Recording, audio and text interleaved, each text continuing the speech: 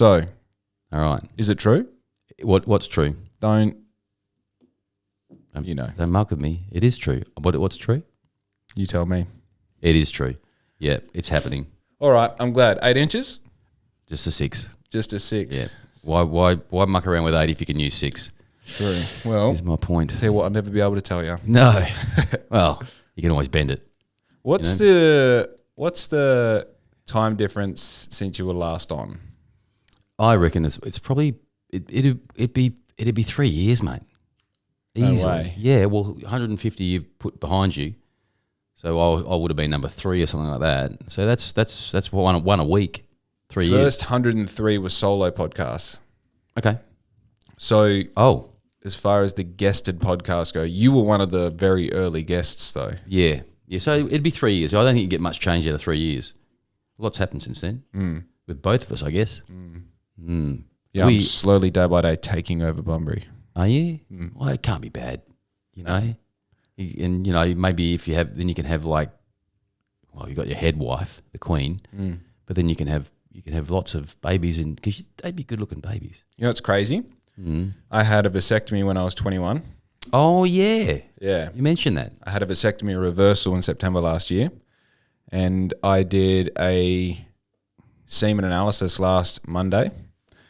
Oh God, how'd that go? Purely based off taste, the nurse said that I'm good to go now. Yeah, brilliant. So, God, that's crazy. I'm so happy for you. Happy for the nurse, actually.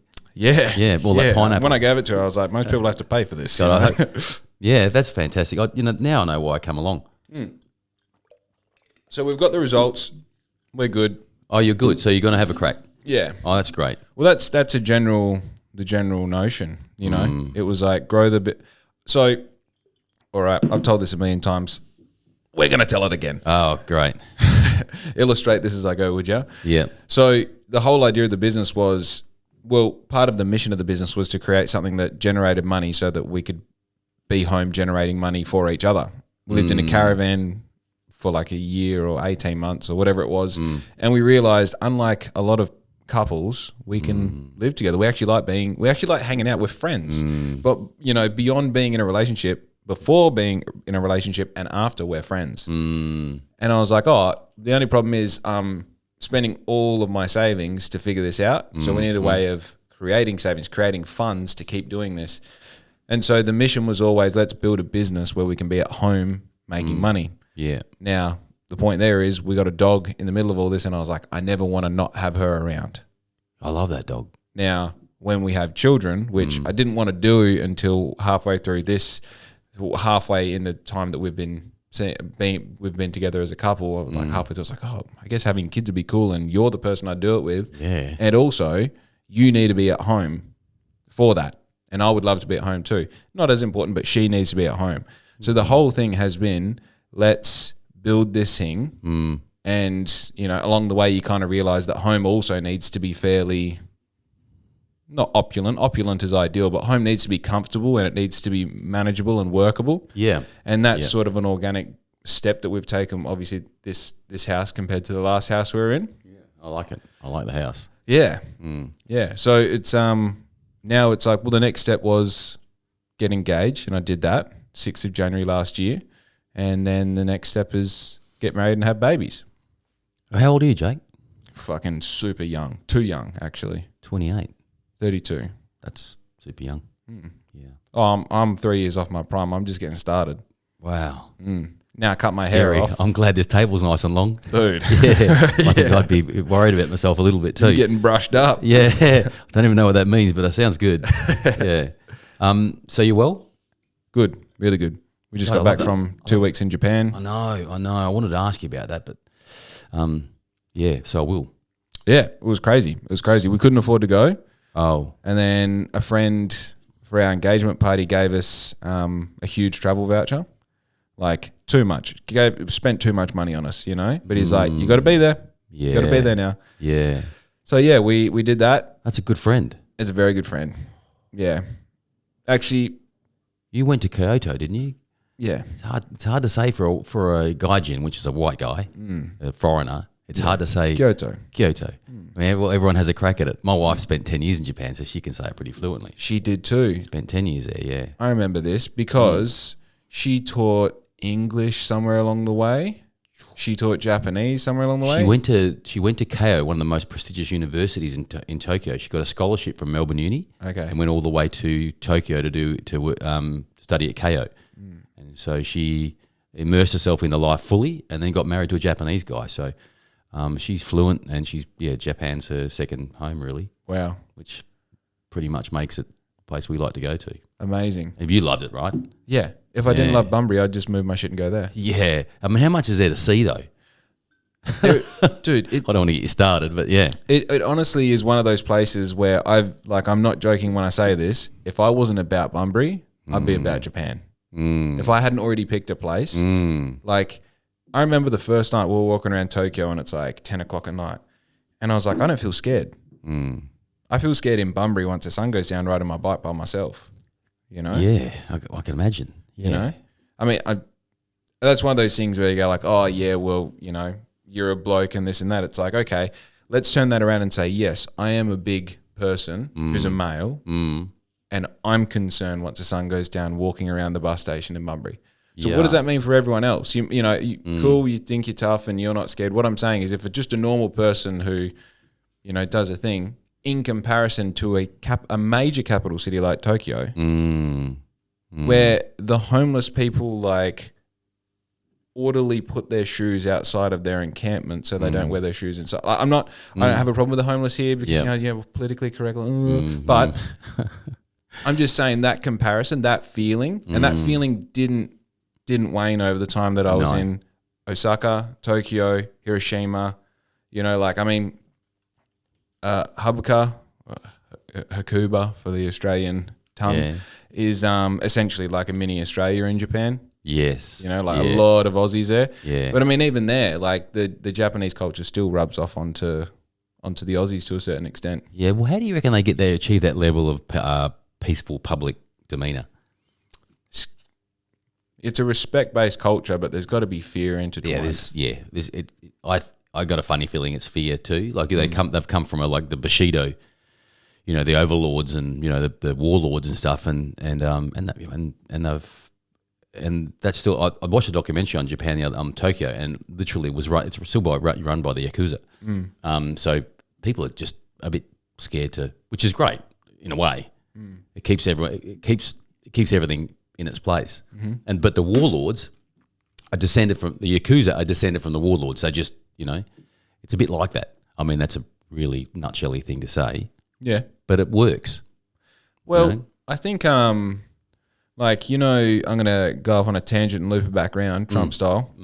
One of the interesting theories behind being a father and having a son is that, and like I only know this from the perspective of a son. I haven't been a father yet, but in the dynamic of father and son, you've got idolize, demonize, and humanize, right? So for the childhood of the son, it's I idolize my dad. He's my superhero. No one's stronger than him. He'll beat you up. Rah, rah, rah. And then you come to this point where you're like almost rug pulled. You feel a bit like let down because you're like, oh, my dad is actually just a normal dude, you know, and there's nothing special about him. He's just another human in a world of humans, right? And then you get over that hump and you realize human.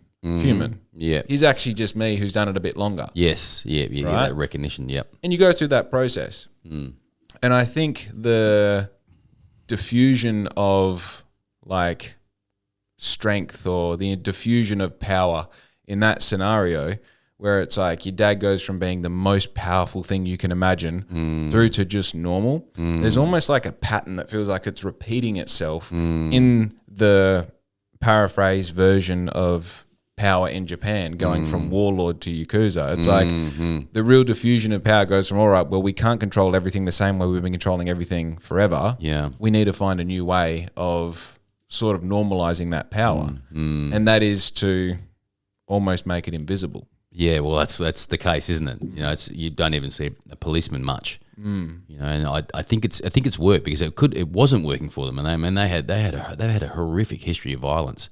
You know, feudal violence. You know, what's the one? What are the guys with the stars and they throw the stars? Ninjas. The ninjas, you know, like the ninjas were, it's been it was horrific. Yeah. You know, they're living in wooden houses and they're carrying swords as long as your body, you know? Yeah. Yeah. Well, I didn't pick up on it until I was maybe like I got it from a reel or something while I was over there. And it's like, there must be some ingrained fear into this culture. And then you walk outside and you sort of look at everything a little bit differently. Like, I wanted to believe that they were respectful for the sake of having really strong morals and ethics. And then you're like, actually, what normal human sits quietly on a train? You know? I know we are a country of hoodlums.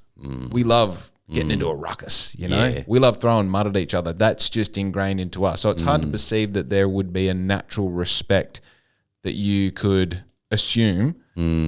But I mean, it's complicated, isn't it? It's complicated. Yeah, but what a place to go. It's safe. I mean, you can eat every 5 steps. You can eat somewhere different. The shopping's insane. Yeah, you know, it's yeah. What I had to worry about, well, I had to avoid was trying to get too much done in one day because Tokyo will end you. Yeah, like energy wise, you're like, okay, let's go and see these 5 things, and you don't realize that there are 20 train stops. Yeah. You know? Well, we went to Kyoto and the idea was we were going to see, it's funny, we had 20 things mapped out for the day. We saw 3 and we ran late going home. Did you count your steps? Oh. Does Riz count steps? Yeah, all the boys all have the watches and that. Oh, yeah. What was your best? I think the best one of them did was like upwards of like 30 or 40,000 steps in a day. That's a nutty day. That's running like 15 Ks in the morning and then spending a day on your feet walking around and then going out that night. What do you mean running? Yeah, these boys they're crazy. They're runners. Yeah. Oh, Jesus. Yeah, I got bung knees, so I just ride everywhere. Yeah. I don't have bung knees. They turn into bung knees when I run. Yeah. Yeah. Maybe, yeah. Are you going to call it, if it's a son, are you going to call it Jake Jr.? No way, dude. Just asking. Nah. Okay. I don't know. I'm a big fan of, there was a good name the other day. Riz has got this all planned out anyway. It doesn't really matter what I think. You're what do you call? You're redundant when it comes to the naming. Yep. Yeah. Oh, good. Oh, good. So have semen will travel. Yep. Oh, what's homeboy's name? Have you seen the movie about the 2 young blokes who get the federal contract to supply guns and they end up getting them out? Yes. Yeah. Yes, I have. The main character played by Jonah Hill.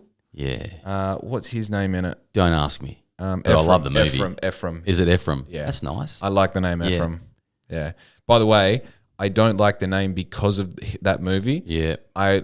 It's a biblical name. Oh. And then I was like, where have I heard that before? And I'm like, Ephraim Lares or something is his name in the movie. I'm like, that's where I've heard it. I do like that name. I like it. Actually, there's a guy who used to play an FBI guy in the 60s. Sorry.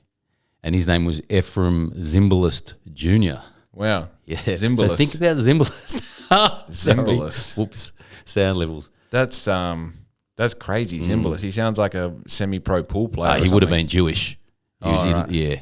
I think Ephraim Zimbalist Jr. is, that's there'd be what do you call those things that the Jewish wear? Those things on their heads? Yeah. Scully things? It's not a Jew cap, it's a Jew cap. Nice. Yeah, I think that's racist. I don't even understand half the stuff that's racist these days. And it's not coming from a point of, dude, you know what it is? It's not coming from a point of like arrogance or ignorance, right? No. It's coming from a point of there's too much shit. There's too much. Too many descriptions now. Yeah. Yeah. Yeah. And most of the time, this is the thing that I find bizarre. Most of the time, people who have an opinion about your, perceptions or your spoken views about things, especially in a public domain, coming from people who have a normal job and they're just on their phone too much. Like, brother, try building something. Shut the fuck up. Yeah. Try searching for a sapphire in a mud pit in Sudan. Yeah. Well, it's probably the other end of the spectrum, but yeah, you're right. Yeah. Go for it. Yeah, trying to find a parking spot in Bunbury on a Saturday morning. Yeah, there you go. How's I tried to find a parking spot at midday on Wednesday on Victoria Street. Didn't happen. The outer ring road's going to fuck us, Troy. Is it? I don't know. How? Tell me. That's my point. Victoria Street, lunchtime, Wednesday, can't find a park. The Bunbury outer ring road is going to destroy business in Bunbury. Yeah, it doesn't sound like it happening, does it? Sounds like it went the other way. Yeah. You know? But what do I know? Dude, I'm a podcaster, all right? But, podcasts are the new things, aren't they? You just said the word podcast, by the way. Yeah. But we're not in one. We're just talking, two guys. Yeah. Just talking it out. It should be like there should be a penalty like a bong rip or something if you that'd be a 14-second that'd be a 14-second chat. Just the most amount of dead air you've ever heard. Yeah. They'd be like, "Oh lordy." Yeah. And it reminds me of a story, but I won't tell you. Should we get food? Yeah. I've been off the medicinal now since 2 days after the engagement party, which was October. Oh, so you've stopped hanging around Maddie's back door now. Maddie? Not Maddie. Geordie's back door. Yeah. I hang out with Geordie regularly. Oh, good. You're lucky. Yeah. I wish I could. Dude, it's I've said it before and I'll say it again. Every major change in an upward motion that's happened in my business in the past 4 years has been the brainchild of that man. He is the kingmaker. He's doing it right for himself too. Speaking of that kind of thing, one of my friends is the CEO of Canaponics, right? Which is that growing facility in Collie.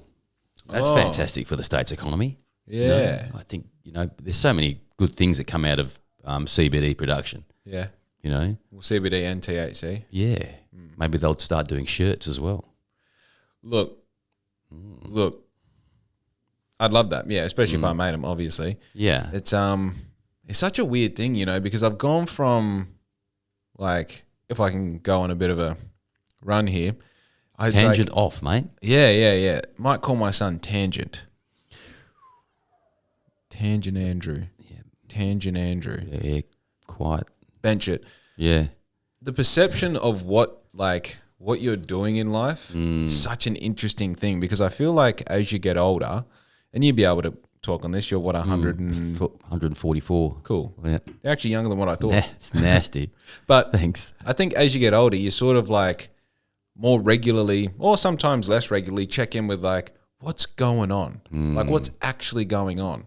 And obviously like I find myself, I've got good friends and I got a good circle and a lot of the dudes in my circle, like Geordie, have a similar sort of trajectory where like, I just decided a while ago I'm going to start a business and I'm going to figure it out. And now it seems like I'm figuring it out, and then you like, dude, you think I don't wake up some days in this house and go like, what the fuck? Yeah, God. Like this, because I made a decision back then, now this is sort of happening. And then you try and zoom into like the elements or the sort of slices of life and you go like, what's my relationship? Like I look into my dog's eyes and I'm still blown away by how much I can love an animal. Like how did that all of a sudden happen? How am I so deep into that? And then you wake up and you're in Hiroshima and you're like, oh yeah, what? Like, how can I even be here right now? But then, you like, I don't own motorbikes anymore. Hallelujah, mate. And hey, hallelujah for that. I know. Yeah. And, just to, sometimes I'll be, looking at my mum and I'm like, I'm 32 and I still get to have conversations with my mum, Like I really just, and like where I'm sort of going with this is like, you mentioned it'd be cool if they got shirts. I just like try and understand what it is my business is. And it's like at its face value, at its core, I guess it's this t-shirt business, but it's like, man, I actually think when I blur my eyes and zoom out, it's more of like a network vehicle, And like this is almost like a manifestation of that network vehicle. And how's it going? Is it, because we haven't checked in for a while. How's the business going? How would you like to know? Like, how's it feeling? I mean, obviously it's paying your bills. Yeah. So So like we're at a point now where Riz is employed full time. And we just bought it's like as old as we've been in this house, really. We bought a new DTF printer. So now we do, there's more stuff arriving. So now we do just everything in-house. We design, print and press everything in-house. We're ordering like, so to give you an idea, like this week, just as like a little example, I think we've done like 200 garments that we've pressed and delivered. And next week we'll be in the vicinity of probably that again. So whether that's like T-shirts, hats, uniforms, high-vis, hoodies, singlets, bucket hats, wide brim hats, all sorts of like. And yeah, the really cool thing is like now we do all printing and pressing in-house, and sort of along the way my design skills have been doing the thing. So that's now, good. Yeah, like we've now got like minimum spends, and we've got systems, and it's cool. It's wow. I was going to bring a couple of stickers I got from one of your events back in the day. You kind of smashed off 1,000 different type of design stickers, and I thought to myself, geez, this guy loves to just design stuff. Yeah, and a T-shirt company is a fantastic medium for that. Yeah, it's a really good. It is. It's a good medium to be able to like flex that muscle. And I don't think you've actually touched the surface of what a communication medium T-shirts are. Once you can start getting, your messages on T-shirts, it's kind of cool, dude. Yeah. So I think I've said this like 5 times already, leading up, like periodically leading up to this. I sometimes I've said I'm doing the apprenticeship to then start the trade. I think I just started the apprenticeship, and I think the past 4 years was the pre-app. You know what I mean? Because it's like the thing that I've done for 4 years has said yes, and now I'm at a point where I say no. I actually say no to more things than I say yes to. I'm very specific about the work that I do, and I charge more than what it's worth to weed the men from the boys as far as customers are concerned. So now I'm getting to a point where I actually, by doing that, you can have 100 customers who give you $100 each, or you can have 10 customers that give you $1,000 each, or you can have one customer that gives you $10,000, and you can do that every week, right? Very time expensive doing the 100 customers. It is. And then it works its way to the other end of the scale. And when you get to closer to the other end of the scale, it's like, all right, we know how to do the thing. Now what do we want to say? That's where we're at. Yeah. So you can imagine what like someone like Giorgio Armani, who'd make $5,000 a garment, but has 5,000 or 50,000 customers. Correct. Like, geez. Yeah. But I think no one's still doing, they are. That's wrong. But I think that the messages on T-shirts. I mean, that's an untapped medium. Yeah. Yeah. I know you're good at messages on T-shirts. They're pretty cool. The thing is, I haven't put my messages on T-shirts for so long now, and I think, and this is probably a deep cut reserved for the 5 people who will listen this far into this podcast, but my business isn't T-shirts. My business is what we're doing right now. This podcast is proudly brought to you by BLXCK INK and Outfit Co., Bunbury's leading supplier in uniforms and merch. You just did it. We supply and print in-house, which means that your turnaround times are better than all of our competition. I'm going to keep that in mind. I think what's going on... That was nice, Jake, actually. What's that? Oh, I reckon that was nice. Sorry, I didn't mean to interrupt you. Go.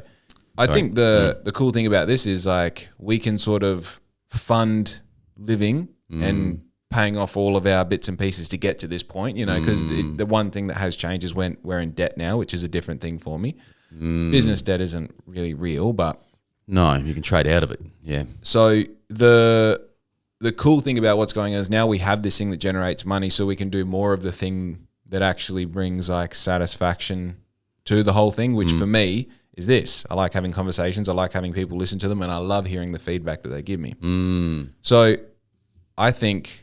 what the new thing is allow this to be the microphone for BLXCK INK. No one's doing podcasts still, and God, the podcasts are amazing, dude. It's kind of blows my mind that look, there's nothing stopping someone who already has a voice. Like Noel Brunning could start a podcast tomorrow and probably get 1,000 listeners on the first one. Is that quiet air again? You like that? Or I prefer this one. Yeah. I love Noel. Noel's great, but I've seen enough of him. Yeah. I tell you, I'd much rather see you, and who else would I like to see podcast? Probably Geordie. Probably a couple of the blokes your age would be kind of cool. Talk about all things Bunbury and beyond. Well, I think that's what this is. Like I pretty much exclusively have Bunbury people on the pod. I don't think I've had anyone that isn't from Bunbury. I've got a couple lined up that are from...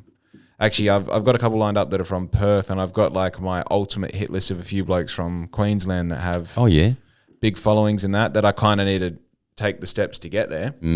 But I see it like, dude, I'm not trying to build a multi-billion-dollar business. I want enough to live. I'm not trying to build a worldwide podcast. I just want to be Bunbury's podcast. Yeah. Would you consider people that come to widening the net to for people that come to Bunbury who are interesting? I mean, you have to be interesting. I'm probably an exception to the rule, but who are interesting and they'll go, I'd love to be on your podcast when I'm in Bunbury. Yeah, I mean, obviously. And the contextual part there is you're in Bunbury. Yeah. You know? Yeah, I spoke to Basil Zemplis the other day. He rang me up. Like, really? Basil doesn't know me from a bar of soap, but I had a bit of a bone to pick with the state government about payroll tax for my business. So I rang him up now. Get him up, put it on speakerphone. I don't mind. Yeah, that'd be right. He speaks well. I have no doubt. So anyway, he rang me, and we were in the car, and I got on the phone, and he's like, "Hey, Troy, what's going on? What do you got to talk to me about?" And he's a passionate dude, and those guys must come into Bunbury every now and then as well. Oh, look, the thing that I'm finding at the moment is I keep having more interesting, like my network is changing, like it evolves, and then my network, as it sort of enriches with more interesting names, they're like, I've had a couple of people that have been on the podcast are like, oh, connect you with X, Y, and Z, and it's like, you have them in your Rolodex. Yeah, that's the thing, right? That's the thing is, Bunbury's full of interesting people, and and as long as they're interesting on the chat, as long as you're having a chat and they're interesting. I mean, if you could, some people just, go. Some people just like wallpaper with pants.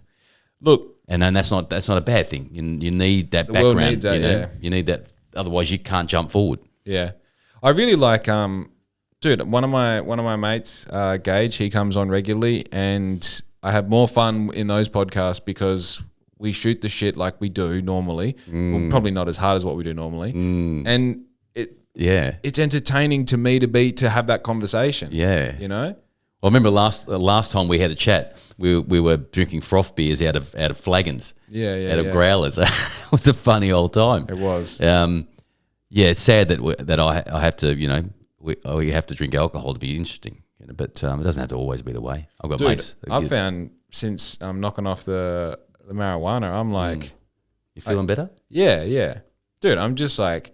The crazy thing is I smoked weed for so long. I remember having this thought when I used to smoke weed. I was like, one day I'm going to decide to have it all and I'll stop smoking weed. And it's funny, like when I stopped smoking weed, I was like, get out of the way. I have all the energy. Yeah. I sleep well. Yeah. I wake up fresh. You know what I mean? I'm a coffee away from beating the shit out of today. Like, let's go. Yeah. You're looking good. Yeah. You're looking good, Jake. I mean, you cut your hair, you've got a little bit you've got some colour in your cheeks. Yeah. You look good, mate. And that's coming from a super heterosexual dude. Prove it. I can't. What do you want me to do? No, want me to roll my own cigar on the table, or I got cigars here. Oh Jesus! Yeah, I thought so. This is my house too. We can smoke here if you want. Jeez, okay. Yeah. Well, let's say no, because I have an incident. A mate of mine, because I'm not a cigar smoker, but I've got a mate who's South African. He's quite well off. He lives in Dalkeith. Anyway, he said, try a couple of these. I took them home, and I didn't know you didn't inhale. Oh. So I've just got home, and I've inhaled this thing. Brother, that would have made you throw up. Oh, I was flat on the floor. I couldn't move for probably 2 hours. My wife was called the ambulance. Really? Mm-hmm. Oh. Yeah, I was really crook. But you're like the dude who calls the ambulance when you smoke weed. You're like, I think I'm dying. Yeah, I've done that. Really? I've done that. Yeah, back in the day, a long time ago, when we first when we first had our sushi shop, and when I was working 120 hours a week. Rookie and numbers. I'm not a mull smoker, so one of our chefs came around with a bucket and said, "Let's do it." Way. And I felt like I knew what it was like to be in a Spitfire in World War II. Just And my wife rang the 911, or what is it, 911? 000. All good. Yeah, and she's like, "What a waste of resources." My husband's OD'd. Well, my husband sucks. Can you come and help him? Yeah. So what was the substance involved? The caller, the operator. It's marijuana, and you can hear them all laughing in the background. They'd all stopped and then, what? Yeah. This guy's a lightweight, obviously. Yeah. So, look, it's one of those things. You know what's crazy is that the effect that it had on you and the effect that it has on me, I mean, they're different because you perceive blue differently to me, right? Yeah. But as in the color. The truth of the matter is, though, like, when I smoke weed, it freaks me out. Oh. Like I get worried, but I like it. Oh, Like I like that feeling. Wow. You know, like I drink alcohol and it's like I lose my inhibitions. I don't like that. No, you don't like that. No. Oh, wow. So it's like I don't like it's. I understand what is going on. People are like, oh man, weed freaks me out. It's like, yeah, don't be a bitch. Oh, really? Be freaked out. Be scared of the world. Think about your first girlfriend, how you broke her heart. You deserve it. Did you break someone's heart? Oh, brother. Did you? You got time? No. No, I didn't break anyone's heart. No, I haven't got time. So apart from certain girls in the rural areas of Victoria, anyone reason Rural areas of Victoria. that's where you're from, right? Yeah, well, I moved here when I was like born though. That was a joke, mate. That was a joke. Too far back. No, I don't think that I've. Oh no, I've definitely. I don't know. Broken heart is a fucking huge call though. You know, It is. I think. But you have broken someone's. Surely, I forget his name, but Yeah. his heart was broken. Yeah. Rodrigo. You know, have Rodrigo. you seen that Little Oh, Britain? what's the fucking the Little Britain skit you're talking about? No, we've got this thing because all the boys went to Europe last year for 5 weeks. And they kept on saying, oh, you know, like Barcelona. I'm like, no, Barcelona. What is it? Barcelona. Yeah. That's true. That's how they say it. It is. That's how they say it. It is. Oh, yeah, and Barcy, couple of fucking, like, Yeah. Barcelona. Only a Spanish girl can make a lisp sound sexy. And my wife, of course, but she hasn't got a lisp. So. Oh. Barcelona. Although you jumped in the hole and you dug it straight away. Well, you know, you must have a shovel when you come to these things, you know? Jump in the hole with a shovel. Yeah. Shit. Wow. So, what's the next step? The next step. Yeah, for Jake. The wheel has to turn now. We've built this thing. Now we've got to let this thing do what it does. And this is the first week back officially from Japan. We got back last week, but this is the first week sort of back. And short week, 4 days kind of sucks, but we hit all of our. We went. Yeah, so we were like 17% over our KPI for this week, and it was only a 4 day week. So it's good. It's awesome. That's you know, now it's just a case of, all right, we need to do the thing. All the systems that we've built, test them with actual runs on the board. Because we went from all right, we're doing this thing now. We're outsourcing all of our prints. Can we buy a printer? Let's buy a printer. Where are we going to put it? Let's buy a house. We got here, vasectomy reversal. Install the printer. Engagement party. You know what I mean? Actually, sorry, engagement party and vasectomy reversal were the other way around. Yeah. I just wondering how that worked. And then, what was the next thing? Birthday, Black Ink Team Building Day. Do you know about the Black Ink Team Building Day? Yeah, I've been to one. Nah, you've been to a boys' club. Yeah. Team Building Day is once a year. Everyone who's been gets a tattoo per year. Yeah. So it's like outline and shading represents 2 years. So outline first year, shading second year, outline third year, shading this year will be on that fourth year. God. So it's only like 6 to 10 blokes, and it's just what happens on team building stays on team building, except for I can't tell you. No. So team building, and then you've got Christmas, Japan, and now we're here. So life hasn't really stopped for the past like 8 months. No. And now it's like, let's just do the thing that we built. You know, like it's just my luck. Riz would get pregnant now. You know. Yeah. So you've got 4 or 5 good months of pregnancy before you've kind of got to lay on the couch. I've got a mountain of debt that I want to chip into. You know, that's my main thing. Is like, just give me a little bit of right now. Like if my engine blew up in my van, I'd be fucked. You know, it's just like I did exhaust every avenue financially to get to Japan. Like we really couldn't afford to go, but it's like you can't afford not to go when the boys are going. No. Did I mention that? Yeah, Riz went, didn't she? Yeah, Riz went, and like another 13 people. Yeah, well, what a thing to miss out on, man. You have to have those times. Exactly. You know, one of my most interesting memories is when we first built up Peko, you know, right? So we worked 3 or 4 years in a row, nothing, no, like 100 hours a week, no holidays, and then one of the guys that was doing some work on our shop, just a bit of a reno, named Dave, and he was from the surf club, pretty laconic kind of fella. He said he said, I'm going to. I said, what are you doing for holidays this year? He said, I'm going to Bali. I booked it about a year ago, and every time I come back from Bali, I'll book the next holiday. Cool. I'm like, how do you do that? And he said, well, if I don't book it, I don't go. So from that time, I just said, okay, well, I'm going to book a holiday, no matter whether I can afford it or not. And it changed our lives a bit. You know, we kind of started living for the holiday rather than just for the work. Yeah. Living for 60 kind of thing, you know, which is just around the corner. Actually. I think the interesting part, like it's all, because what you're talking about there is actually perception, right? And like I read Richest Man in Babylon, and it's like you got to save 20% of your pay. It's like just pay yourself first and then pay everyone else. And I was like, well, I'm not even drawing myself a wage. I need to draw a wage. I need to save 20% of it. And then 6 months later, you're like, oh, I've got savings. And you're like, oh, now I'm doing this thing, I might invest it. And then 6 months after that, you're like, oh, I've got interest. I've made money on my thing. You know what I mean? And it's like that only starts happening when you start perceiving yourself as the person who does that. Yeah. You know? And, you know, when it comes to holidays too, there's a trade show in Tokyo, like a textiles trade show in Tokyo. You know, it's everything in Japan. Trust me, I'll find it. So, you know, your business can pay for that holiday. I think the most interesting part about the holiday for me was I haven't stepped away from the business for long enough to do that thing I was talking about. Like ask myself, what is the business?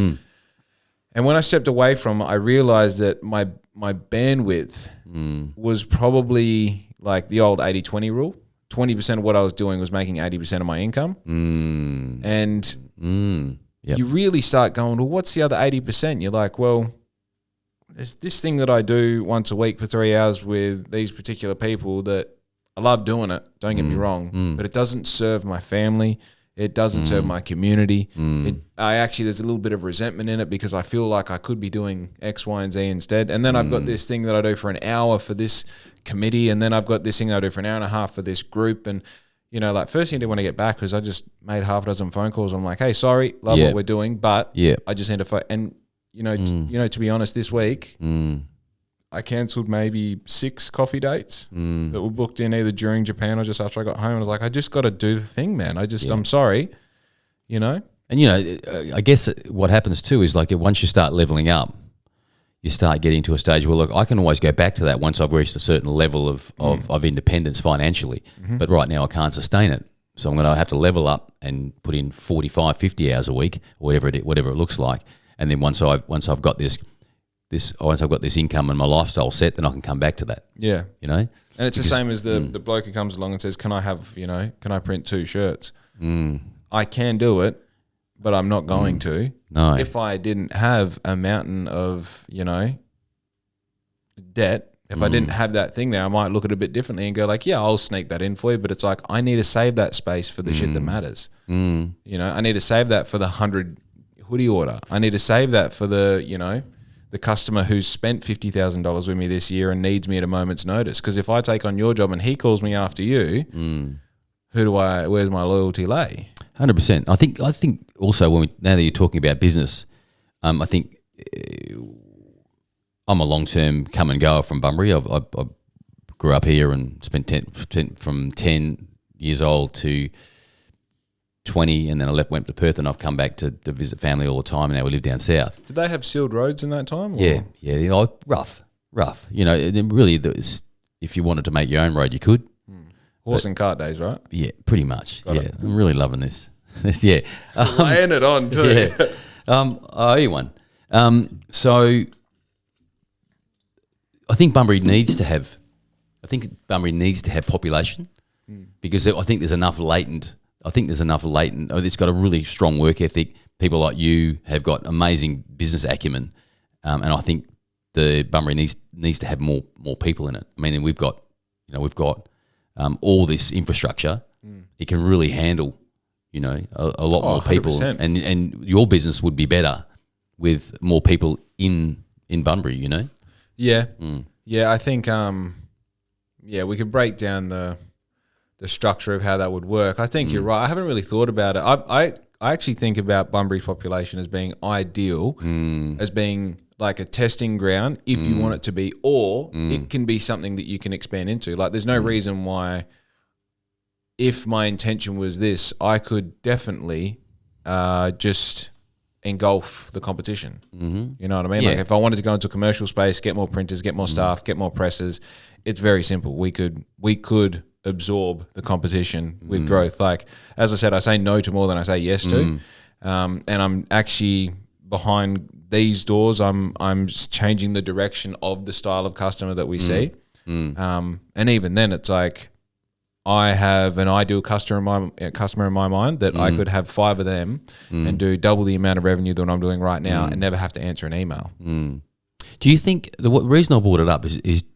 I think the city of Bunbury, the CBD, not the outskirts, because like that's you got Hay Park and you've got beautiful beach precinct and all that kind of stuff.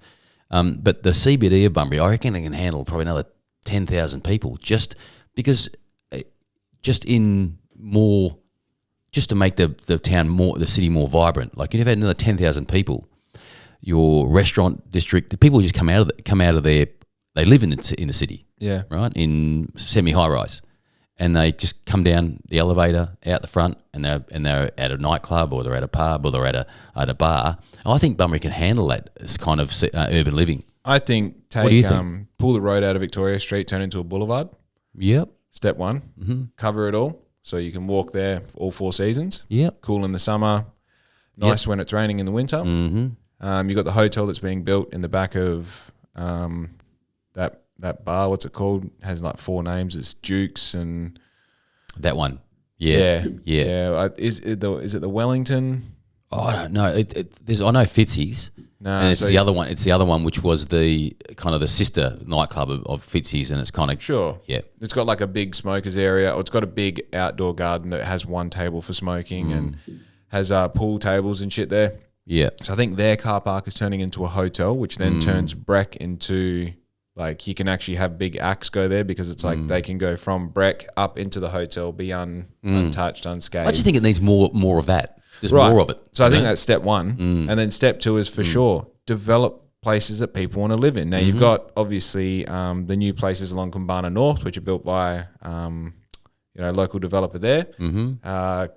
I would say that they are almost entirely out of cost for most of like they're not really attainable by someone like me. It's like you I don't know. I don't know how to do that because it's not my field of expertise. No. But it's like I see more sense in building something that you could put, let's say, 100 couples in, 100%.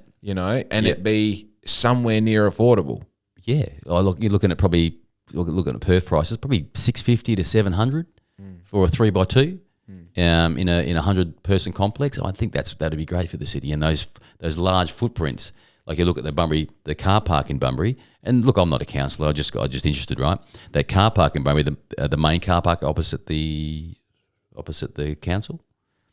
I mean, that could be the bottom story of a 4-story 100 couple complex. Yeah, which would put another 200 people into the CBD that go out at night, go out to spend money, shop in the town. I think that's one of the ways Bunbury could go. Yeah, and this is a thing. I mean, it's easy to be a Facebook commenter. I'm removing myself from anything to do with any Bunbury community pages online because people just suck. Yeah, the they should thing. They should do this and they should do that. Yeah, and it's like, they talk about what councillors to do and you're like, do you know that there's council meetings? Do you know when they happen? Do you know you can stream them on Facebook? Did you know that you can have your voice heard? You can talk to your councillors. They have their mobile numbers on basically every form of contact. You can go to their website, their Facebook page. You can call them at 7:00 on a Wednesday night and they'll answer, right? Shut the fuck up. I wonder when you're going to come up with that one. Yeah. It's just like, don't like, what's the value of your Facebook comment here? Now, the reason that I'm saying this is I tripped into the garment decoration space and saw a void and filled it. Right? Yep. Now, with what I know, and I was talking to another business owner this morning, very passionate. He's actually coming on the podcast next week. Now, we agreed that what he does is what he does right now. And what I do is what I do right now. Yeah. Now, if I were a painter, I would be a fucking good painter. If I was a chippy, I'd be the best chippy I could be, right? Now, what we're talking about is like this should happen, right? Yep. Are you going to build a complex? No. Am I going to build a complex? No. Right? No. It is literally somehow manifesting the people that have these skills already to change their perception into you can be part of the process of turning Bunbury into a better place by taking a really big risk now, like I have, like you have in the past, and working hard to make sure that it happens. Yep. That's actually what it looks like. I agree. I agree, but there's people that aren't us, right? That do, and I agree with you. There's people that aren't us that if it was made easy to invest in a complex like that, and let's face it, 50 couples, say 100 couples times $650,000, the numbers are quite good for making profit out of a piece of Bunbury, as long as it's not too onerous to get in there and change the usage and that kind of thing. Because I think Bunbury's got a great urban profile. For sure. Right, really close to the beach, really close to the new ocean pool when it gets built. You know, is the ocean pool. Do you have anything to do with that? No, I know of it, and I think it's fantastic. I think they're going through feasibility. The Bunbury City Council's a proponent for it. Yeah, I think livability and connecting humans. Oh, it's crazy. In the CBD it'll be awesome. Like safe swimming. Kids just swimming in salt water. I think it's fantastic. Yeah, and I think Bunbury has that ability to kind of be one of the great urban centres. In Australia, for sure. And it's not that it's not anything now. It's great. We just had an AFL game here. Got it's got super upside. Yeah, I think it's one of those things as well that I don't know. I was going to compare it to nuclear and collie, but that seemed to really upset people last time. So we'll leave that alone for a second. But I think that's one of those things where there seems to be this line in the sand between like we should obviously do it and we obviously shouldn't. And I think the perception that the council goes like, we're going to do this, and then it's there. Yeah. It's like, do you realize, before anything starts, when you have a good idea, you're 10 years away from seeing it done. Yeah. And then when you see something done, that's been going on for 10 years. Like the Bunbury Outer Ring Road, like people complaining on, I am part of the Jalora thing, and they're complaining about the colour of the sound barriers. It's like they really should have done a mural or rah-rah like. But do you really want all of Perth going down south to come through your town? Or do you want to have an opportunity to create your own city based on, that's what you're saying, isn't it? You're okay with people going past you, really. I find. Dude, I think the percentage of people that turn into Bunbury that went through the Elup roundabout before the Outer Ring Road was constructed, like the percentage was like 3. Yeah, okay. 3%. It's like they were already bypassing us, It's like, and then out of the people who were going that direction to go like, I might go down to Benessa and have a coffee. Like, no, it's not how humans think. No. You're going to a place to do a thing. But look how much it's freed up in our ability to get to Capel easily. You can drive through the picky lights at 3:30 on a Friday and not have to wait for 4 rotations of the lights. I know. And the scary thing is, in reality, we're 5 years away from it being like that again. For sure. Okay. For sure. Well, you can't have a housing crisis. There's too many people for houses, right? And that crisis seems to be in like, this is totally pulled out of my ass statistics, but that seems to be... Sometimes that's the best place to pull it too. Yeah. Yeah. Sorry. Direct eye contact as well. Yeah. But when, like, I just see it as like, all right, if they're continuously building houses and people are continuously looking for them, the amount of people that we have has to be increasing.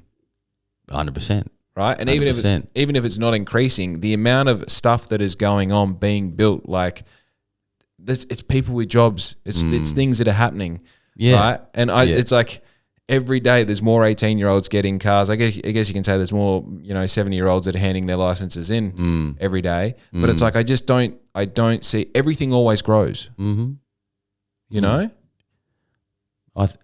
think that people, I think Bunbury's got an awesome opportunity to kind of create its own culture, because there's every time I speak to someone from Bunbury, because I'm in Dunsborough now, so every time I speak to someone from Bunbury, there just seems to be something going on.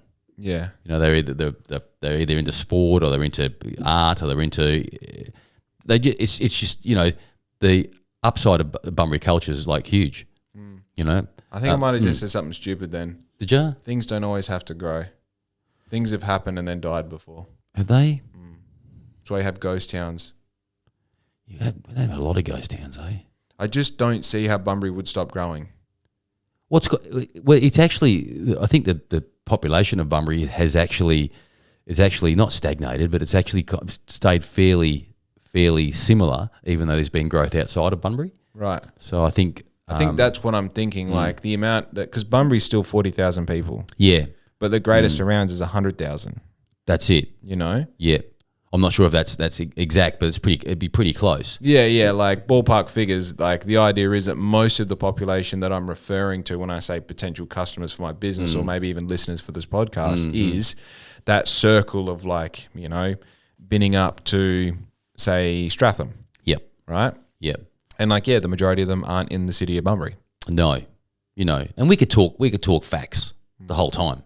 I right? like that. But we've got to talk about feelings, right? Like you can get anyone in here and talk about facts, and facts are great. And there's always someone who can, maybe your PA or your press secretary can go, well, that's not the case. But when you talk about feeling, I think Bunbury's got a fantastic opportunity to like have an ocean pool, a surfing reef, or a couple, 4 or 5 surfing reefs, or whatever it is.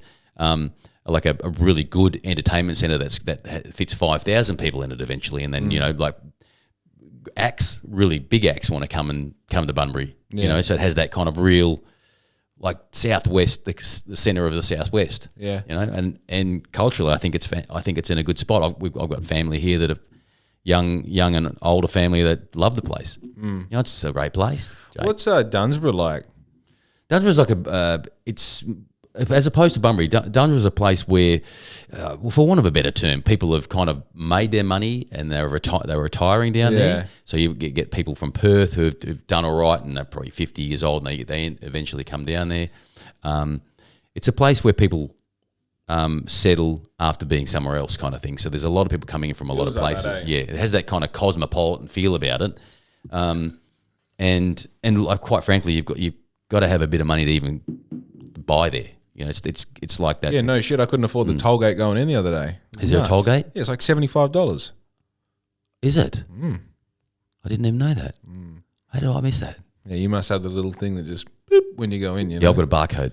Yeah, it's on the car. Yeah, great. But no, I did an install there for Mode actually not long ago. Oh yeah. And we went to the bakery there, and like, you know, there's $1.5 million worth of cars in the car park outside, and you're like, oh, cool, I don't fit in here. Yeah, no. You know? Sadly, because Dunsborough's a place where you should fit in. It's quite a nice place, but you just, those cars, and let's talk about those cars. You know, I said to my wife, if we ever make a lot of money, I don't want you to go and buy a funky car. Like, I don't want you to go and buy, look, no offense to Merc, I don't want you to buy a Merc. You know, you don't have to buy a Holden or a Ford. Yep. But, you know, buy something which looks like, I'll get a dirty old ute if we make a lot of money. And, you know, I think that's the only feeling I get from Dunsborough a little bit is like when you go in there, you got the Mercs, you've got your X5 BMWs, and you think, shit, this is crazy. I know rich people. I know a few. Rich is a weird word. I know a few people who have the means to buy, you know, opulent sort of. They have that, like, you know, if we want to wear jewelry and if we want to wear crazy clothes and get the car and the big house, we should be able to. Yeah. Like, we deserve it. It's like, you deserve to shut the. You know what I mean? Like, on. And there's something so like. I want to say like honest, humbling, something in that thing. When you're talking to them, you just like you don't take the piss. You know what I mean? And look, I've also got friends that, you know, like Jordan drives a G-Wagon. What is a G-Wagon? I'm not going to fucking waste my time here. You've told me about this before, and I should know this, and I should be across it. But don't want to spend my time just researching for when we catch up. You've probably seen them before. I'm going to show you just So that's. I think that's. You know, I'm not coming along as an expert for anything, right? So it's just. I think when your impression of. Oh, I love that. Yeah. Yeah. A beautiful vehicle. It is a beautiful vehicle. Now, do I think that's obnoxious? Absolutely not, because I've watched Jordan go from, you know, like, I didn't give a fuck to I can, so why shouldn't I? Yeah, You know? but it's not 3 inches off the ground and red, you know. Yeah. And then but quite frankly, when we moved to Dunsborough about 18 years ago, when we first moved to Dunsborough, a lot of people were driving around, you know, yellow Lamborghinis and stuff, and thank God that Dunsborough is still a little bit kind of Australian and country Australia, that, you know, those guys probably don't get talked to when they get out of the car. And I'm not trying to be a snob. You can buy your own, whatever car you want. Yeah. But that's what I'm noticing in Dunsborough at the moment is those prestige cars are kind of driving around a lot, you know? Yeah, well, I think it's it's I don't deny that I've said on the podcast multiple times that when I can, I'll buy a yellow 911 Porsche. 1978. Well, I know exactly the one I would get now. But that's not that's not an ugly car though. But realistically, let's fast forward to that. Yeah. Okay. You can afford it. You've got somewhere to house it, which is a big deal. Like at the moment, I'd struggle to find space in the garage. You're going to drive it. We're talking about a car that's 40 years old. What's the insurance on it? You know? It's a lot, isn't it? And by the time we go, all right, we've got the family car and we've got the delivery van and then we've got the Porsche and, you know, like, all right, so where does this end? And realistically, are we actually going to buy that? Now, if I was to answer the question right now, probably not. Like, I've got 2 push bikes. It's one too many. You know, like, I've really come to a point of, like, it started as I don't want to, like, everything that is in here owns me. I don't own it. I have to think about it. And when when it requires oil and petrol, dude, it doesn't end. No. It doesn't end. You pay the registration, you pay the insurance, it needs a new battery, the gearbox needs to be replaced, the paint's fading. Like, it doesn't end. You're better off just having something that does the fucking job. You know, and at the moment, I've got a bunky van, and when I need to replace that, it'll just be with a newer van. You know, for this, and then it turns into, like, the only reason I got a new van is because it's a depreciating asset. It has a separate use outside of the utility that it has. Yeah. And then you go, all right, I've got a collection of, I've got a Lamborghini Urus, I've got a G-Wagon, I've got, you know, I've got a top-end Harley, I've got this and that. It's like, why? So you can tell people that you've got it? Yeah. Yep. I've heard a story, and look, this is not just about Dunsborough, this could be anywhere. It could be Byron Bay, it could be anywhere, right? It could be Noosa, Coolangatta. I've heard stories about people who have like 5-6 cars in their drive in their garage, you know, and a huge wine cellar, and that's what's happening a little bit of a Dunsborough now. You know, it's getting to a stage where you know, well-off people are moving in, and the prices, like, we're renting at the moment on the beach while where our house gets built, and you know, the house we're renting is worth $5.5 million. Really? Yeah. Is that your phone? Yeah. Dude, you suck. I know. That sucks. Is that an alarm? That says. Yeah. Go on. Sorry, Jake. Or leave it playing, either way.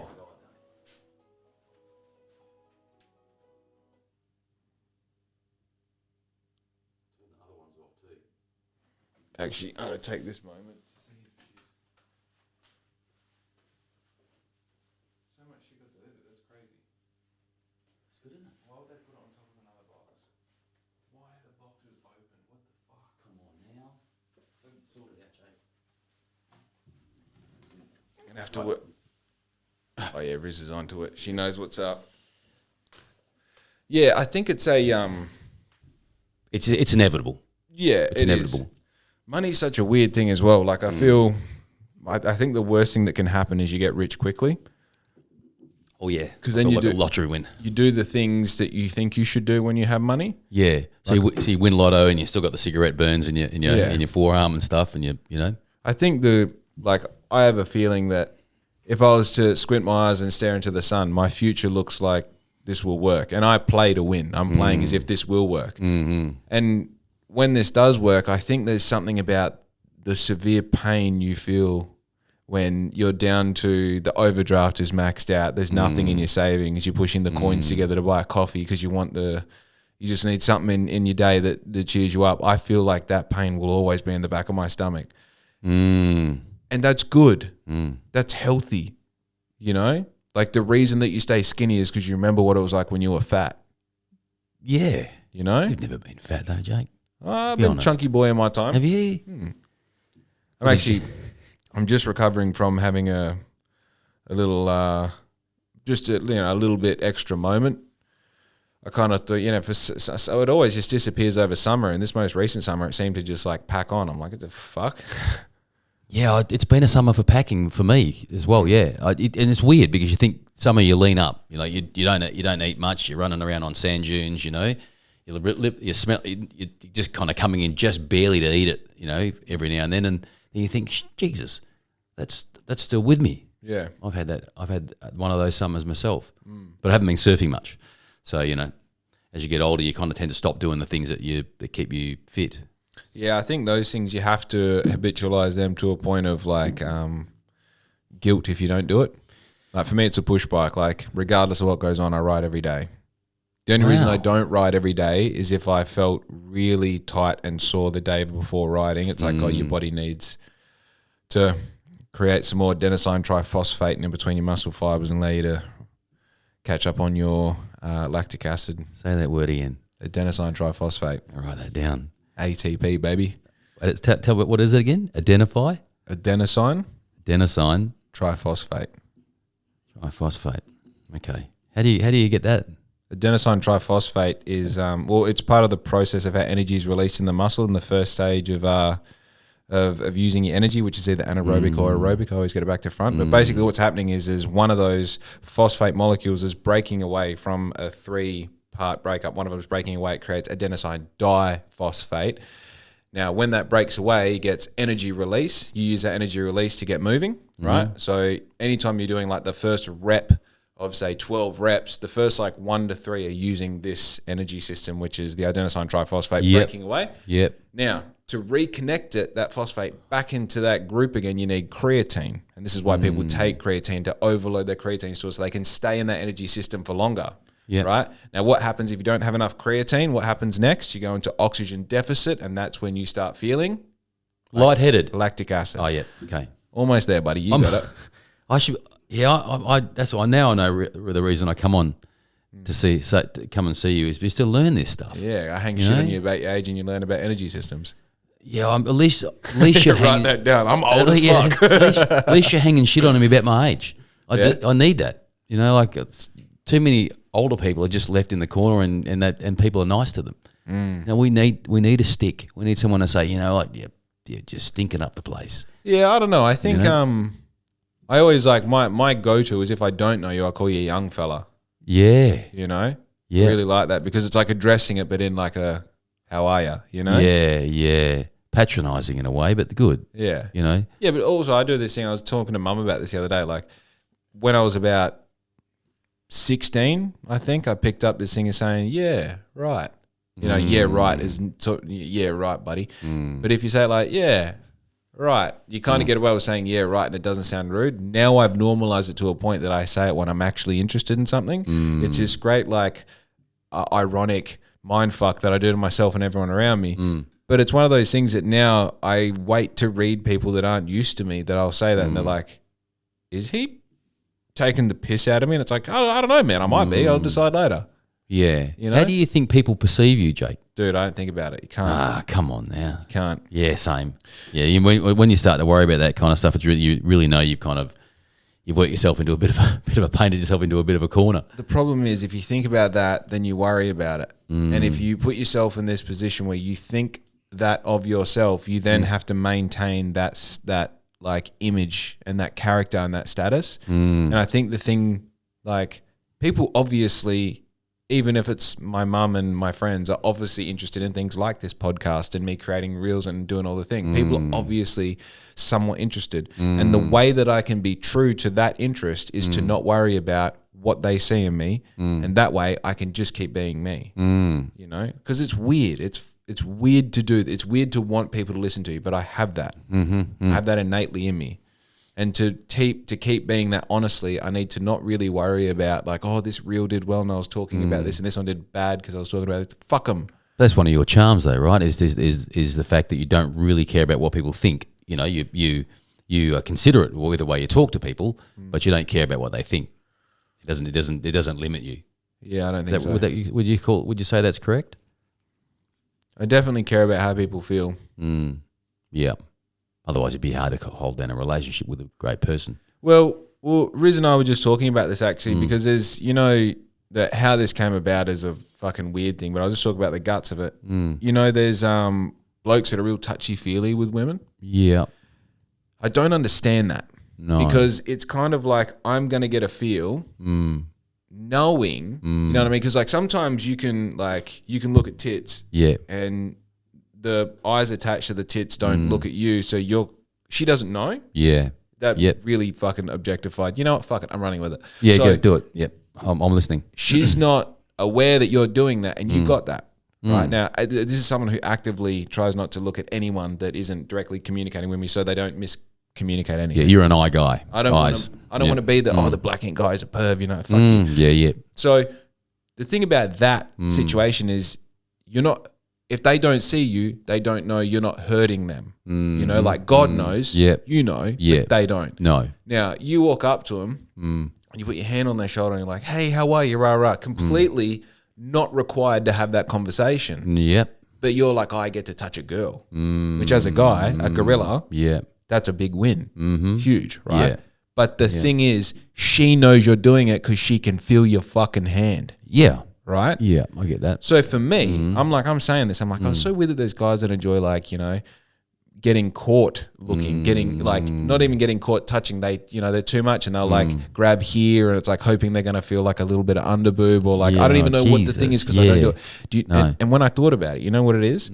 It's because the best thing about copping a feel is when she wants you to do it. Oh, Lord. Yep. The consent is the thing that's exciting. Yeah, that's the lovely thing, isn't it, you know? Because if it's the other way around and she doesn't want you to do it, then nothing is worse than the feeling if she didn't want that and I did it. I wish I didn't do it. I feel like an idiot. Yeah, it's like the research on lightning, right? They reckon that the tree, that there's a little tracer from the tree because the lightning goes, hey, I need a place to hit the ground, and they've taken slow motion footage of the air around the tree charging and coming up to complete the circuit. Wow. Yeah, so it's the same as that a little bit. So you're as the lightning, you're the lightning, and she's the air's charging around. Yeah, and then then you know it's reciprocal.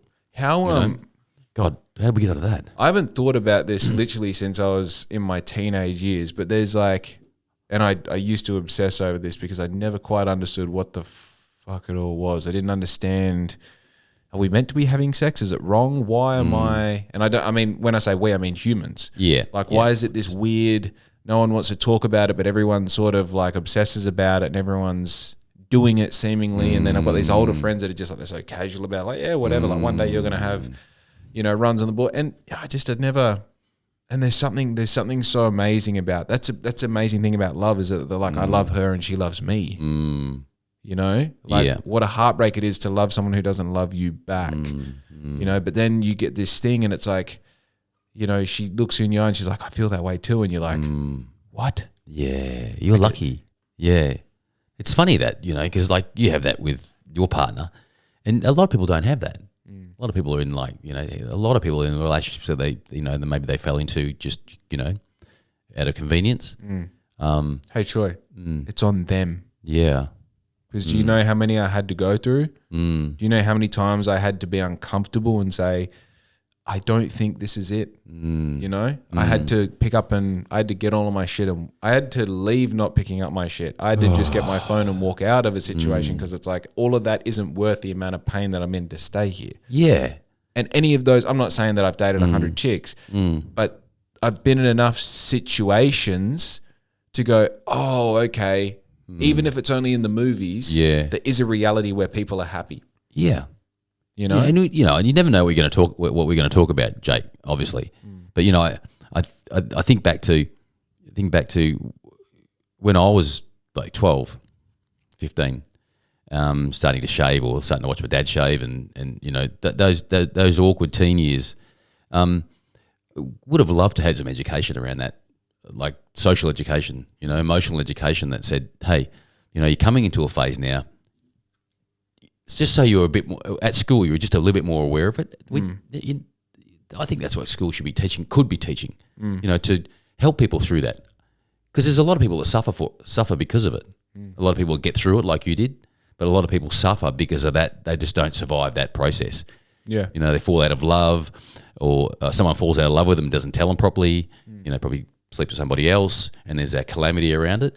Your book, Business for Boys, has a lot of esteemed author. Thanks. Yeah, allegedly New York bestseller. Pretty much. It was a quick read for me because it touched on a lot of things that I was like, but of course. Yeah, of course. But as an aware person for 15 years now, there's a lot of things that through your conscious, aware, everyday thoughts, you go, oh, okay, yeah, I see how that adds up. Yeah, cool. Yeah. What that book does is breaks it down to the bare bones. It's if you are going to make this decision, here's what you can expect to happen. You know, if you don't know this, here's how you can find out more. If you're going to hit a left or right turn, here's what right looks like, here's what left looks like. You know, so I think as a resource for what you're talking about, and that's probably why you feel that way, things like that are really helpful. It should be compulsory reading. And I don't like the word compulsory, but, you know, when you're educating kids, there has to be a certain amount of compulsory have-tos, and I think it's important to have that little that thing that kids can read and go, oh God, okay, I didn't know that. Yeah, you know, it's important. I think it's important. I think if you can't emotionally educate your kids, why bother making money? You know? Yeah. I think and now we're starting to full circle, right? And this is the whole idea. Why would I have children if I can't pass on all this shit I'm learning? Why would I? Oh no, I'm going to go work. I'm going to do FIFO. I'm going to work 12 hours a day. It's like, what for? To afford it? Well, if it's just to afford it, then why don't you cut your life in half, have half of the shit and work half the time? Yeah. Like a lot of people don't know that's possible. It's like, you know, you can just dial down your standard of living a bit and work 40 hours less a week. Yeah. And you can get a bike and you can ride it. Yeah. I don't want to ride a push bike. Yeah, because you don't know what it's like because you've never done it. No, that's because all you've done is work 12 hours a day. So that's all you know. Or watch your parents do that. Right. If you go if you go out to some of the border towns, like for instance, like the border of Victoria, New South Wales, and there's a river runs in, and then the people live along the river, and they don't go to an urban environment much at all, but they've got river life and they're happy. You know, crazy sausages and chops on a Saturday night. Kids play all day on the river. Come home. You know, that's how I grew up. Yeah, and there's nothing wrong with that. Is that the Murray River? No, I grew up I was born in Norseman on the goldfields in West Australia, and then I moved to Esperance when I was 5. Oh yeah, I moved to Bunbury when I was 10. I shit myself in Esperance. On the Harley. Yeah. Super hungover. Wow. That's crazy. What a place to wake up on a Harley. Oh, Jesus. It's hectic. Oh, Lord. I don't know where we're going to go from there. Yeah, no, that's but yeah, I think that's a thing, you know, like a lot of like I'm kind of lucky that like now I'm 32 and it's like I've made this conscious decision that I want to get married because it's like it makes sense, and I never wanted to get married, never want to have kids, and now like I want to have kids because I understand the value of it. And now that decision has been made, it's like, well, if I have kids, what's the ideal scenario? Well, it's this, and you know, like, all right, well, what does that ideal scenario involve or include? And it's like, well, I need to get rid of some bad habits. I need to start getting some good habits. I need to start getting some community. I need to start getting some hobbies. I need to, you know, like all of these sort of, because this is the thing, you can have all the acumen, but you need to tie it into reality. Yeah. Right? Yeah. And it's like sometimes you need to start with one puzzle piece and go like, well, I know that's the corner, you know? Yeah. And then what's now? Well, another corner. Now I get all the straight bits. Now I get all the yellow parts and put them over there. And you might realize halfway through that you put this corner in the complete wrong spot. But it's something that you go like, I know in general, in theory, how a puzzle goes together, but it's not until you put the puzzle together that you understand the fiber of experience and the fiber of fucking learning something through doing it. And then you get to teach your kids how to do puzzles. Yeah. Yeah. Right? And you get to show them the finished puzzle too, a little bit, just little bits yeah, and pieces that's of right. it, That's you know? right. You get to go like, look at this thing, this puzzle on the wall. I did that before you were born, actually. You know, one day you're going to get to be someone who was my age when I did that puzzle. I get to teach you about everything between that, you know? Yeah, and what we learned, what I've learned about recently, we just did some kind of king making work with a group in Perth. Was about the state that you're in as a father. The state, your physical state and your emotional state is almost a part of that finished puzzle as well. So whenever you present yourself to your child, whether 0 or 10 or 15, they get 96% of what they get is from non-seeing, and non-verbal. It's just the way you are. It's the way you walk around. Presence, it's your presence, your energy. Goosebumps, yeah, and that's what I didn't know when I was having my girls. I forgot about the state I was in. So your state is super important. So it's like your kids are watching you before they even hearing you. Yeah, you might say, you give them a command or sorry about that. You give them some instruction, and they've already made up their mind about what states you're in, and that's I think parents forget about that. They roll around the house, they argue, they have bad habits, they drink, they swear, and then all of a sudden the kids are like, well, what are you telling me not to swear for, and not to drink, and not to fornicate out loud?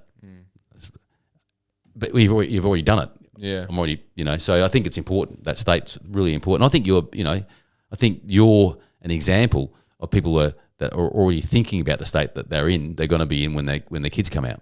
That's it, and that's fantastic.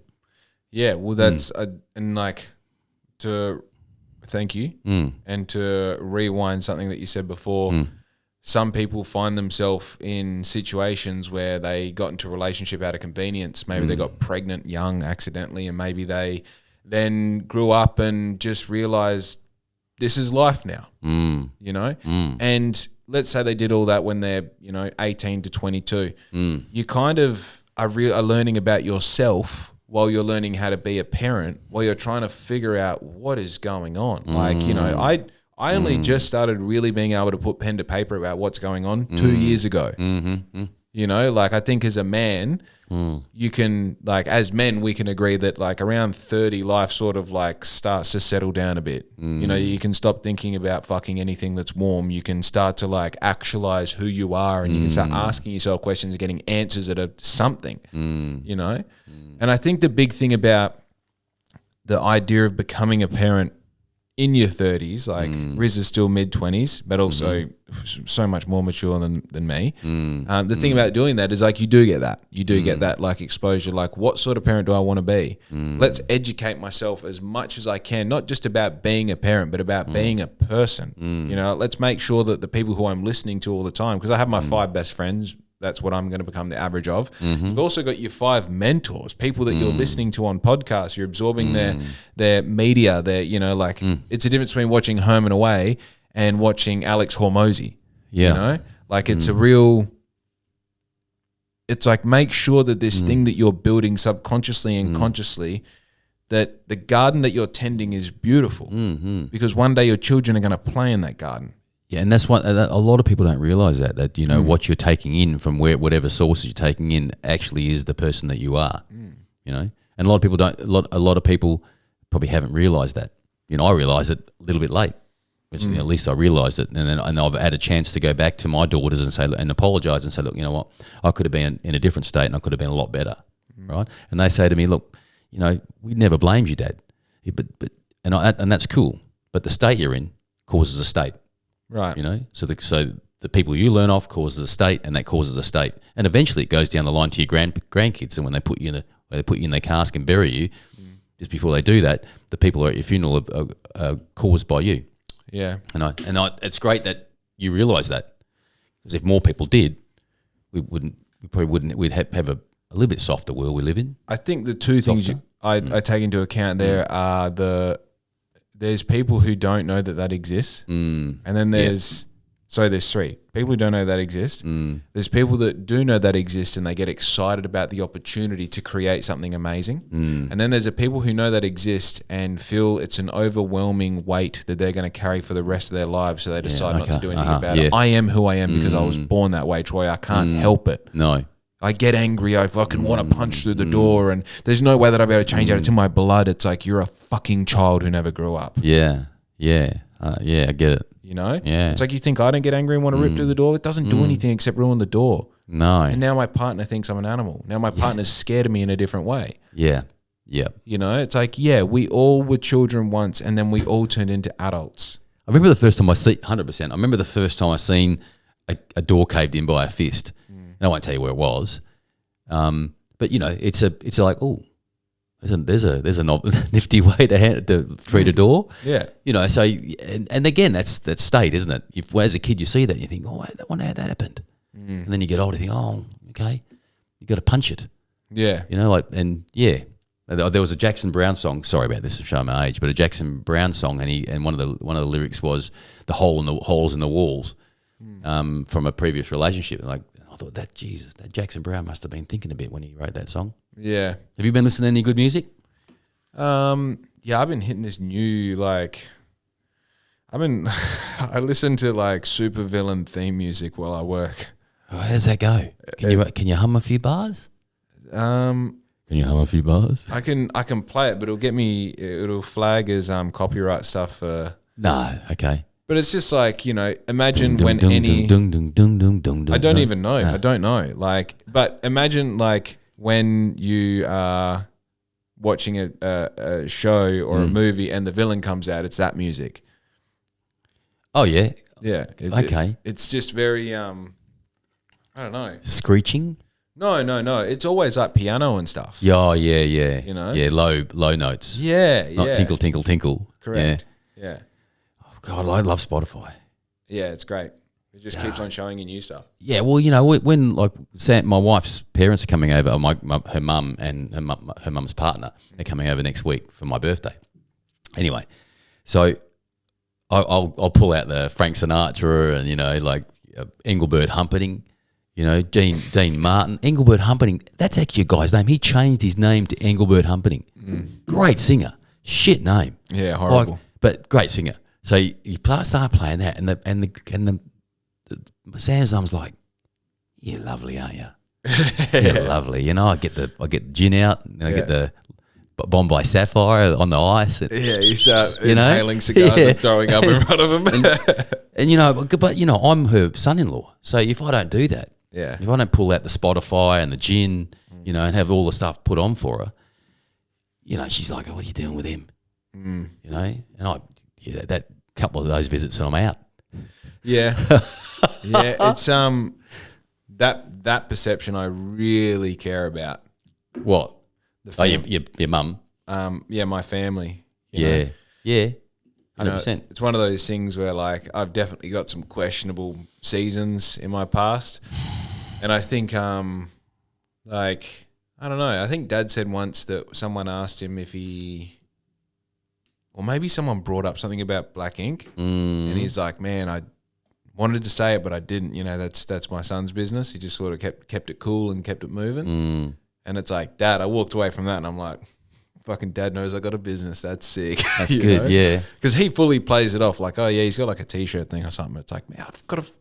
Yeah. Come on, Dad. Yeah. Come and on. like I know what he's doing. You know, I know what he's doing. Read the last 1,000 texts, you fucker. Yeah. And like I know he's stoked on it, but it's also this is when we start again, we're keeping going back to the same thing. I don't think his dad ever recognized shit that he did. No. It's it's the glass ceiling, right? You it's your father's glass ceiling. He didn't have a dad. Yeah. My granddad didn't have a dad. So then you go all of these things that, you know, I talked about the process of idolize, demonize, humanize. When I went through my demonize phase, I'm like, there's all these things that dad didn't do. It's like, yeah, because his dad didn't do it because his dad didn't know what to do. Yeah. Right? Yeah. And it's like you're meant to get better every generation. That's the whole point of evolution. That's why we have phones now, and 3 generations ago, they were pulling around carts with horses, right? That's why that happens, because we get better. And it's like the graph for me, that I believe that given that I was born in a time of information being shared on the internet at a moment's notice, I can look up parenting this and that. I can look up how to be a better man and how to not be a piece of shit and how to build a business and how to, right? So the curve for my generation should go up dramatically compared to what Dad went with his dad and his dad with his dad and so on. You know? But that's not the case though, is it?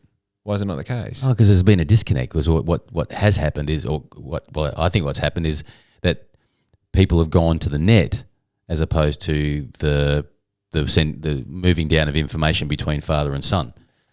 Yeah. Oh, look, it's not without its flaws. There's a disconnect a little bit. Yeah. But I mean, it doesn't. When you got a good relationship with your dad, though, that does not necessarily have to happen. But I think the internet's kind of put a little bit of in the way. Yeah, but I think you're looking at it on a micro scale. Okay. I think if you zoom out far enough, the internet was something that was always going to happen. It always existed. It just needed us to find it. Same as AI technology, it always existed. It just needed to be dug out. Yeah. And I think right now what you're seeing, what we've experienced in the past 20 years is the teething pains of it being embedded into the human experience. And yes, the pendulum has to swing sometimes. And you get to a point where you'll have sons that have never asked a dad for any sort of advice because it's easier just to go in a chat room, Google it, whatever it might be. Yep. Oh, I get that. I think some kids suffer from over information. You know, you still need your parents to go like my daughter rings my wife up mostly and says, look, there's a huge amount of information. She doesn't say that. She just says, hey, Mum, what do I do? What should I do here? You know? And Sam goes, well, that's what I do. You know? And then so there's that huge amount of information. You still need a good dad and a good mum. Yeah. You know, good uncles, good aunties, you know? Look, I think the kid whose dad has been FIFO for 18 years and, you know, 2 out of, 50% of the year he has to Google his answers because dad isn't in the house. We learned how to change a tire from a YouTube video. It's like, yeah. That kid probably has a different experience to the guy who figured it out before his kids were born that he was going to be there and he had to find a way to make $1 million a year because that's what it costs to be at home with your kid. Yep. Right? Yeah. And, you know, the acumen that comes with having to figure out a way to make $1 million a year, we actually got something to teach the boy. Do you know why I know how to change a tire? Because I had to do it so many times on my work van. Oh, yeah. You know what I mean? Like the reason that I know how to change a battery is because I've almost burned down someone's car doing it the wrong way. Jesus. You know? It's like there's all these things. Now, Dad's up north been a process operator for 18 years. And yeah, we never wanted for anything, did you? Yeah, did you pay for your first car? Yeah, you like going to KFC on a Wednesday? It's like, yeah, I like it when you're there. Yeah, I learned to shave on YouTube, Dad. You know? I should have learned from watching you shave. Yeah. There's a bit of that. I get it. But look, we're in the, like, how good is YouTube though? Like your fridge, like, so your washing machine just won't dump water. And you go on YouTube and it's like, oh, look, Dad knows nothing about how to fix my printer, which I learned how to do on YouTube. I built a business on YouTube, the University of YouTube. There's no denying that YouTube. I'm not saying YouTube's a bad thing. What I'm saying is the lack of the family structure where, dare I say, Mum stays at home and keeps a house and Dad has a brain on his shoulders where he can apply it in a way. Oh, it can't work for everyone. Yeah, we'll figure it out. Yeah. Do it as if your life depends on it because it does. Yep. Yeah. Well, look, that's what this is. At the basis of all this, I play to win because if I don't win, I'm fucked. Yeah, I agree. Right? And if it's all cards on the table, that is what renders the best results. You know, I want to start wearing better clothes. So you know what I do, Troy? What? I chuck out all the other ones. Yeah. I can't afford better clothes yet, but now I got to. Yeah. Yeah, because you get nothing to wear. Burn the bridge. Yeah, I get it. God, I wish I could. Can I write that down? I'm going to talk to my wife about her wardrobe when we move it. You can watch this back if you want. I'm recording it. Well, you know what? But I'm going to get slapped across the face anyway. So, you know, I won't. I'll just leave it here. Dude, you know, like you kind of want to hold yourself back because we are being recorded. The best thing you can do is just fucking shoot from the hip, baby. Shoot from the hip. Oh, good, Jake. What else do you want to talk about? Tell me about your artificial reef project. That's something that you're we did some honing in on. Yeah, we did some radio this morning. So we've got a committee. Right. We've got a committee of about 6 people. They're local business people and they're heads of local organisations. My wife and I paid for an American study on a design, on a granite reef design. Look, it's not the airwave. The airwave we're gone back into R&D and we've got a concrete version of the airwave coming up, and we'll ask the City of Bunbury if we can install that. Yep. Later date for free for them with an investor. But we've got reef similar to the Albany construction, but in closer. So we've paid for a full US study on that, and now we're looking for public support for that particular design for the clam reef in Bunbury. So we've done pre-study, we've done preliminary scale testing of that design. So we're ready to put it to the Bunbury City Council for support. So what does that mean? All right, it goes ahead. What is it? Well, what it does, it brings a certain amount of amenity, like surfing amenity for one, diving. What's amenity? Well, it's something that the public can use. Okay. So it's a triangular reef just off the beach at the clam, which will accumulate fish. You can dive on it. It'll create surf. It slows down the long shore gouging of sand, so it'll slow down the erosive effects. Yep. So we've studied all that in the US, and we're ready to go. We're ready to go to the next phase. So we're looking for public support at the moment for that design. And what does public support look like?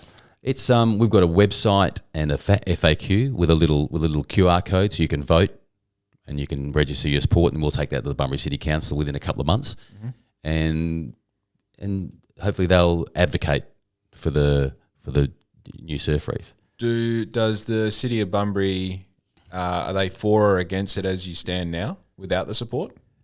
A city council has to have public support for anything they want to put through. You know, otherwise they're just kind of going out off their own bat. You know, and they've got other things. So they've got to pick up rubbish bins. They've got to look after roads, or look at verges and all that kind of stuff. They have their own thing. So public have to not demand it, but there has to be enough public want for something for the city of Bunbury to be a proponent for it. Right. And that's the stage we're at now. You know, we've got a design. We've got some good science on that design. Yep. We've formed a committee. We're looking for public support, and then we'll take it to the next stage. So, what sort of time frame do you have to get that support in? Well, there's no real time frame. You don't have a deadline, but No, there's no deadline. Yeah, so it's not like an election, but you've got to come up with a substantial number, like 3,000 to 5,000 people, which is a good percentage of your population that wants it to happen. Yep. And then the Bunbury City Council will go, okay, we'll be proponent for that. We'll approach the state and federal government for funding for the extra study required. Yep. So we've just kicked it off. I personally want Bunbury to have an opportunity to have a surfing reef. Yep. Right, but a multi-purpose reef.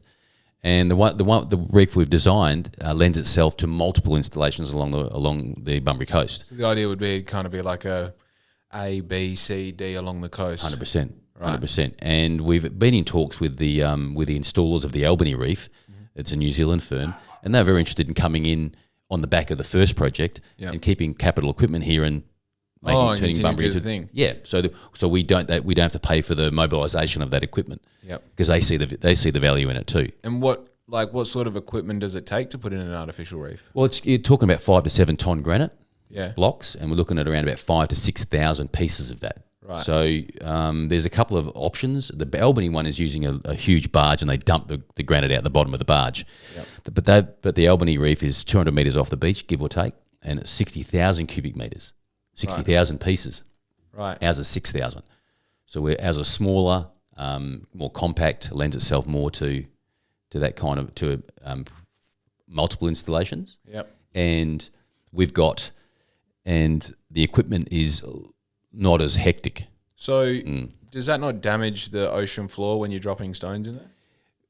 Not obviously that'll have to be studied from an ecological point of view, but we're putting it in so close that we're putting it on the back of for instance, the clam reef, which is bedrock covered in sand with a small fringing reef. So we'll use the front of the clam reef as the platform, and then we'll lay rock on the back of that. So we're really laying it on sand with bedrock underneath. So it lends itself perfectly to that kind of installation. Right.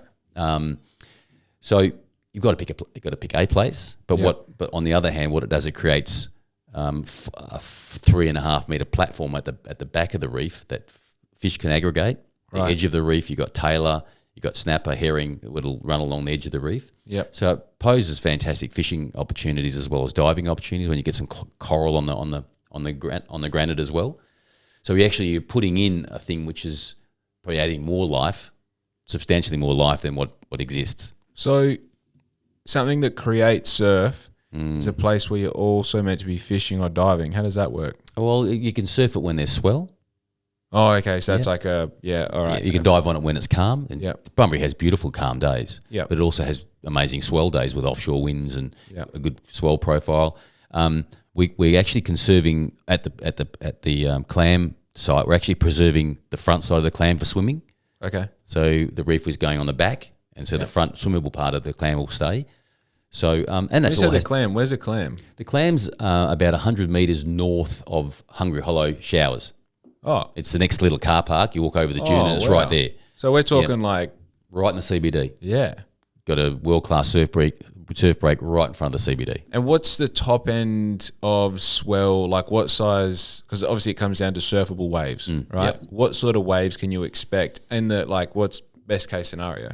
Okay, so Bunbury gets us about anything from around about a metre of usable swell. Anything below a metre, and it's hard to create a breaking wave on it. Yep. Anything from a metre to about 2.5.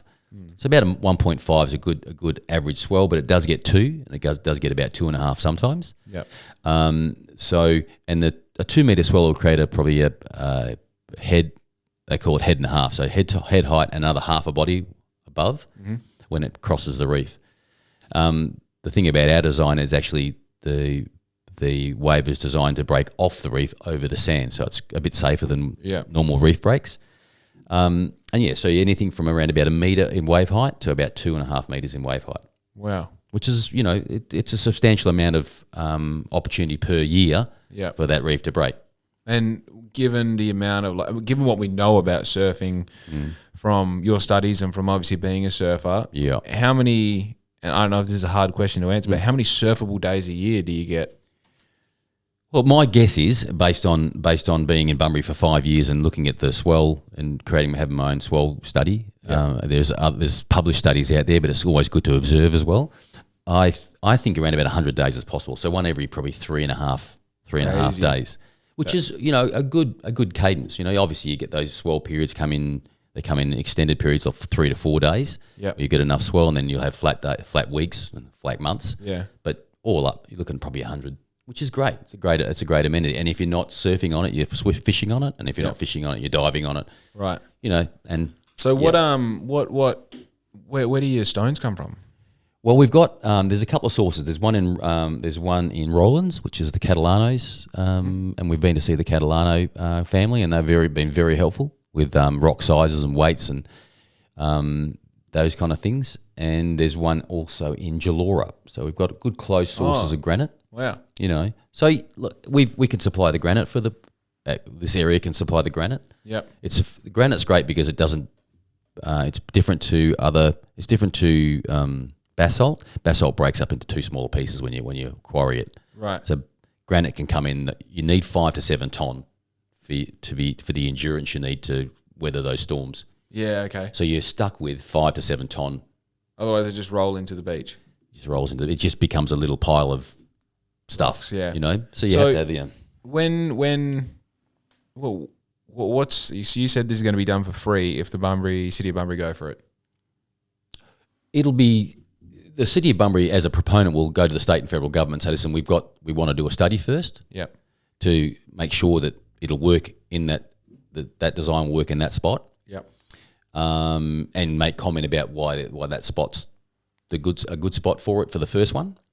And then after that they'll say and then with the state government they'll say we want to actually do the study, and then when we finish the study, we would like you to pay for the in kind, half and half is the general deal with state and federal governments, right, for the rest of it.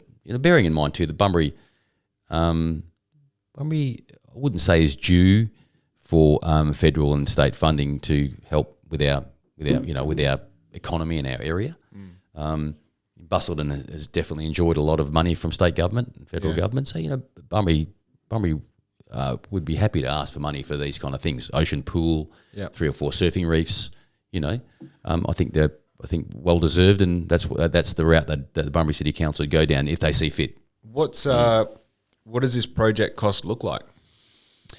Ooh, depending on the installation, the cost of installation, probably looking at probably $750,000 for study money, Wow. and which is a lot less than Albany spent. Yep. And the Albany and are probably around about cost Albany probably a whole lot of wages for local government workers to come up with that study, and also about 15 years of waiting. So Right. we want to try and short circuit that a little bit by going on the back of what Albany's already learned, the lessons. And answer your question, probably about $4 or $5 million for a reef.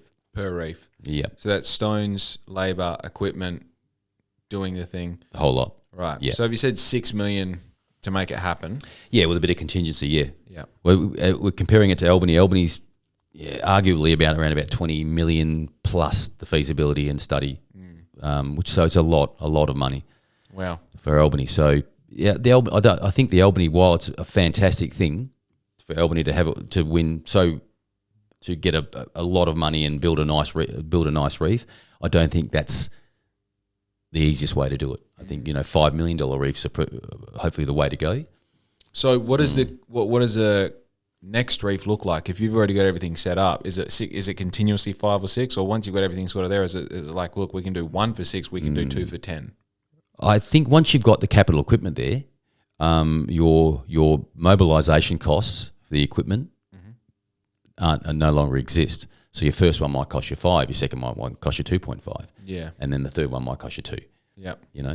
So it's a great thing to attract the first installation into Bunbury. Yep. Because once the capital equipment's here, you can start designing for the next reef, which might be Whippies, and then you might try and design for Hasty Street. Yeah. Everywhere there's a car park and there's a shower or a toilet, you can put a surfing reef there. True. Which it's all about making Bunbury a destination, or more of a destination than it is now. And is this what you do? Is this your daily? This is what I've focused on. When we've spent our own personal money on getting a design studied in the US, and it's my day to day, and I'm passionate about it because we're not only are we doing designing for Bunbury, there's a global need for surfing breaks and erosion mitigation. So we're designing globally, but for a local purpose. Interesting. It's like, obviously it's a super unique, what would you call it, endeavor. You know what I mean? Like, it's such a, it's I can't even think of a similar sort of analogy for it. It's like you pretty much have to be a lifelong surfer to appreciate what value it would add, and then being in a position where you can self-fund the studies and do these things is sort of. The self-funding wasn't an easy decision. It was a big decision. It was not an easy decision to make, to go, well, we got to have to put our money where our mouth is. But as I get older, my days in the water are slow, but I still have that passion for wanting to help out, surf crowding. Yeah. There's not a lot of people in the space that I'm in now, like creating out waves in the ocean. There's a lot of surfing pools that are around, but they're $35 million to start. Yeah, it's crazy. It'd be a good thing, but you also, like, realistically, I mean, what's the longevity in creating something like that in Bunbury? Well, I look, eventually those things are affordable, but you have to have a whole lot of impetus behind it. So $25 million, and finding water for that is a difficult ask. I mean, there's one going out at Jandakot, which is right near the airport, so they're relying on people flying in and people using that. But it's a lot of money to find, whereas $5 million is not as hard to find. Yeah, and and the ocean swell is self-generating. You've got your running costs for a $25 million, $30 million wave pool are $2 million a year. It's crazy. That's your running costs, chlorination, power generation. Power. Yeah, all that kind of stuff. All the stuff, yeah. Before you actually look at any of the specific things that it takes to run that, you've got running a business. Yeah. Yes, 100%. That public liability must be through the roof for those places too. Where you've got natural ocean swell, you enter at your own risk. I think the ocean is still a viable location for surfing reefs. What a crazy statement. Yeah, the ocean is a viable location for surfing reefs. Yeah. But yeah, Is there a liability there? If I go and surf your reef and something happens and my parents want remunition for your decision, not sure if that's the right word, but you understand what I'm saying? I do. I think that, you know, a sign on the beach that clearly says this is a new reef edition out here, please enter the ocean at your own risk and make sure, and then if you demark where the reef starts and finishes, and we like a buoy sort of thing. we put a buoy at the back, and then we'd have probably 2 points that you look through to discern the reef. Like you say, you have a stainless steel looking glass, and you look through it, line it up, and that's the edge of the reef. Yep. And over here, that's the edge, and so you can get a bearing. I think with that kind of information, you know, as usual in the ocean, you know, you have to take it at your own risk. It's like getting eaten by a shark and sealing God, isn't it? Yeah, gee whiz. Yeah, I don't want to get eaten by a shark though. No, that'd suck. That's right up there with shit I don't want to do. There's a few more around than there was. I reckon we're getting back to 19, not like the numbers of whites in the 60s. Really? Yeah. Just through Save the Sharks. Yep. Although there's been a moratorium on great white capture and killing for 30 years now. Right. So it's like if you protected the pink snapper, some pink snapper would probably bite you. Big pink snapper. You know? Yeah, honestly, it's one of those things where like it's hard to grasp the idea of saving sharks as someone who isn't in the ocean that has fear to go into the ocean because of sharks. You know what I mean? It's kind of like, in my mind, it's like, oh, save the terrorists. It's like, what do you mean, save the terrorists? They're trying to hurt us, aren't they? Yeah. But, you know, yeah, I mean, I can... There's a huge amount of support for that moratorium, though, you know, like to keep the sharks protected. Oh, for sure. And look, like any decent argument, I get it. There's sides, you know, and typically the only reason that you make decisions like this are because you don't have all the information, you know? Yeah. Thank God we don't get a whole lot of them in Bunbury, really. They tend to kind of stay away from our shore a little bit, which is good. I think, wasn't there a shark sighting Sunday? Don't know. Yeah, there's a lot. There's a lot of. You've got more drones in the sky. Yeah. So, but go back before drones, you just we didn't really know them until one popped up next to you. Didn't know they were there. Crazy. Hey? Now they're like, oh God, there's a whole school. There's a whole pod of. Is it a school of sharks? There's a whole school of whites. It's a gaggle, but yeah, a gaggle. Yeah, so getting back to just finishing off with the surfing reef thing. Homo tribe of sharks. Jesus. So one of the things we're saying to the Bunbury City Council is, look, you know, it's really important to have, you know, we're looking at the CBD. There's a few shops empty, which means there's a few opportunities for other people to come in and build businesses and get that going. So we think that having a surfing reef, no, it's fine. I've been fucking fighting that for about 20 minutes. My wife does it talking about surfing. I want to give a fuck, boy.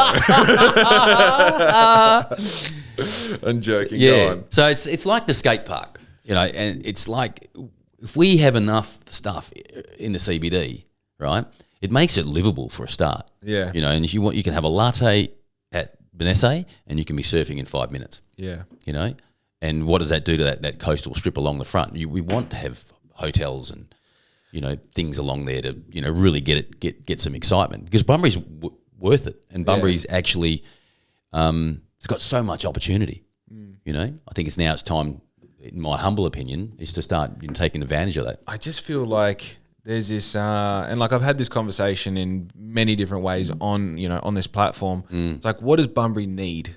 What does Bunbury need? In our humble opinion, we don't need another cafe. I'll be honest. We've got really good options, got heaps of them. We don't actually need more food. Yeah, we need more people in those cafes. We need more stuff that isn't at Kmart. You know? Yeah. I actually do hate to say it, but we are a materialistic species. We love to own things.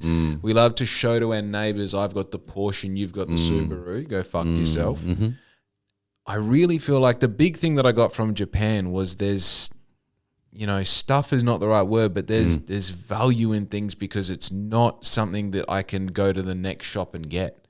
You know, and I feel like the reason that retail is sort of dead in Bunbury, it's like the places that have survived, your Imagino or whatever it's called, your you know, your Sabotage, these places where you go in there, it's like the reason that I go here is because all the stuff here I can't get anywhere else. Yeah, you people can will get the travel. same stuff at Big W and Kmart now. Yeah, yeah, you know. Yeah. Oh, look, you know, you went to, like, for instance, I hear what you're saying. I went to that Sculptures by the Sea, and there's a couple of local people from Bunbury and surrounds that were exhibiting. Yeah, like we've got the ability to make our own. Yeah, of course. You know, shopping retail experience. I think, I mean, one of the big, again, I'm talking about shit I don't know about, so I may be wrong, and if I am wrong, you know, shoot me in the face 4 times. You know. But when you've got rental or commercial rental insurance that's going to pay you the same amount as if someone's in there, I go, well, we're not going to lower our price because I get my rental insurance anyway if someone's in there. It's like, yeah, but you're robbing someone of the opportunity to be able to get something off the ground. It's like, cool, they can't give you the $100,000 a year you want right now, but if you give them a year at 60 and then maybe 70 and then 80, maybe in 5 years' time you can. I mean, with CPI, you're probably going to end up with $120,000, $130,000. And that's a problem though, right? There's a motivation of the landlords, right? What's the motivation of the landlords? You know, let's talk as if I'm a landlord, right? And I'm not. But you know, if you're motivated to enhance the fortunes of your CBD, surely that must be some kind of motivation, not just your long-term monetary legacy to your family. And I get that. You got to look after your family and that kind of thing. But, you know, there's other factors in being a landlord, and maybe, like you're saying, with a little bit of short-term concession, you know. I know that, I mean, even Prosser, who, you know, it depends on, it's funny, you talk to people who, like I said before, they've got a job and a Facebook account and you ask them about Prosser, like, oh, he's the reason that Bunbury rah-rah. Then you talk to people who have done business with Prosser and they're like, yeah, he's a fucking businessman. Yep. You know, like he gave me my first year for free and then made me pay for it in the last 4 years, but it gave me a chance to do something. Yeah, a little chip shop. You know? Yep. And it's like, cool, all right. Most I'm going to give you an example of what's been going on with me really recently. And in reflection, because I take time every night to write about what I'm thinking, doing, feeling, all the rest, you know. Now, last night I wrote about, I listed everything that was worrying me, you know.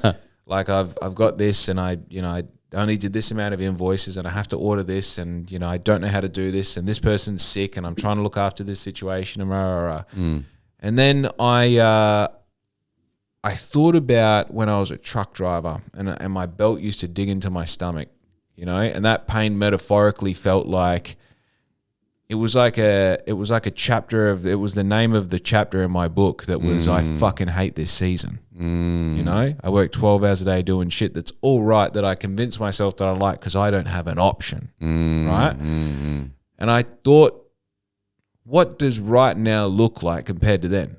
Now, if I go back 7 years and I'm in Jake's body 7 years, right now looks like better than the best case scenario. Right? Wow. So when I consider that, right, and I think about how my decision making looks now compared to then, well, we've done, you know, what I say, 17% better than our KPI for this week, right? Nothing changed. I'm not going out for a celebratory dinner tonight. I'm not rewarding myself with anything. I'm not actually particularly excited. It's just like, fucking, there you go. That's what it is. You know? The reason why Elon Musk needs another $100 million is because if he keeps going at the same rate he's going, then the graph plateaus. Oh, okay. Right? Yeah. And the person who has nothing looks at Elon Musk and says, why do you need another 100 billion? If I even began to explain it to you, it's trying to explain like a completely different reality that you're never going to be able to perceive until you at least take the first step, which you're never gonna. Yeah. Right? Yeah.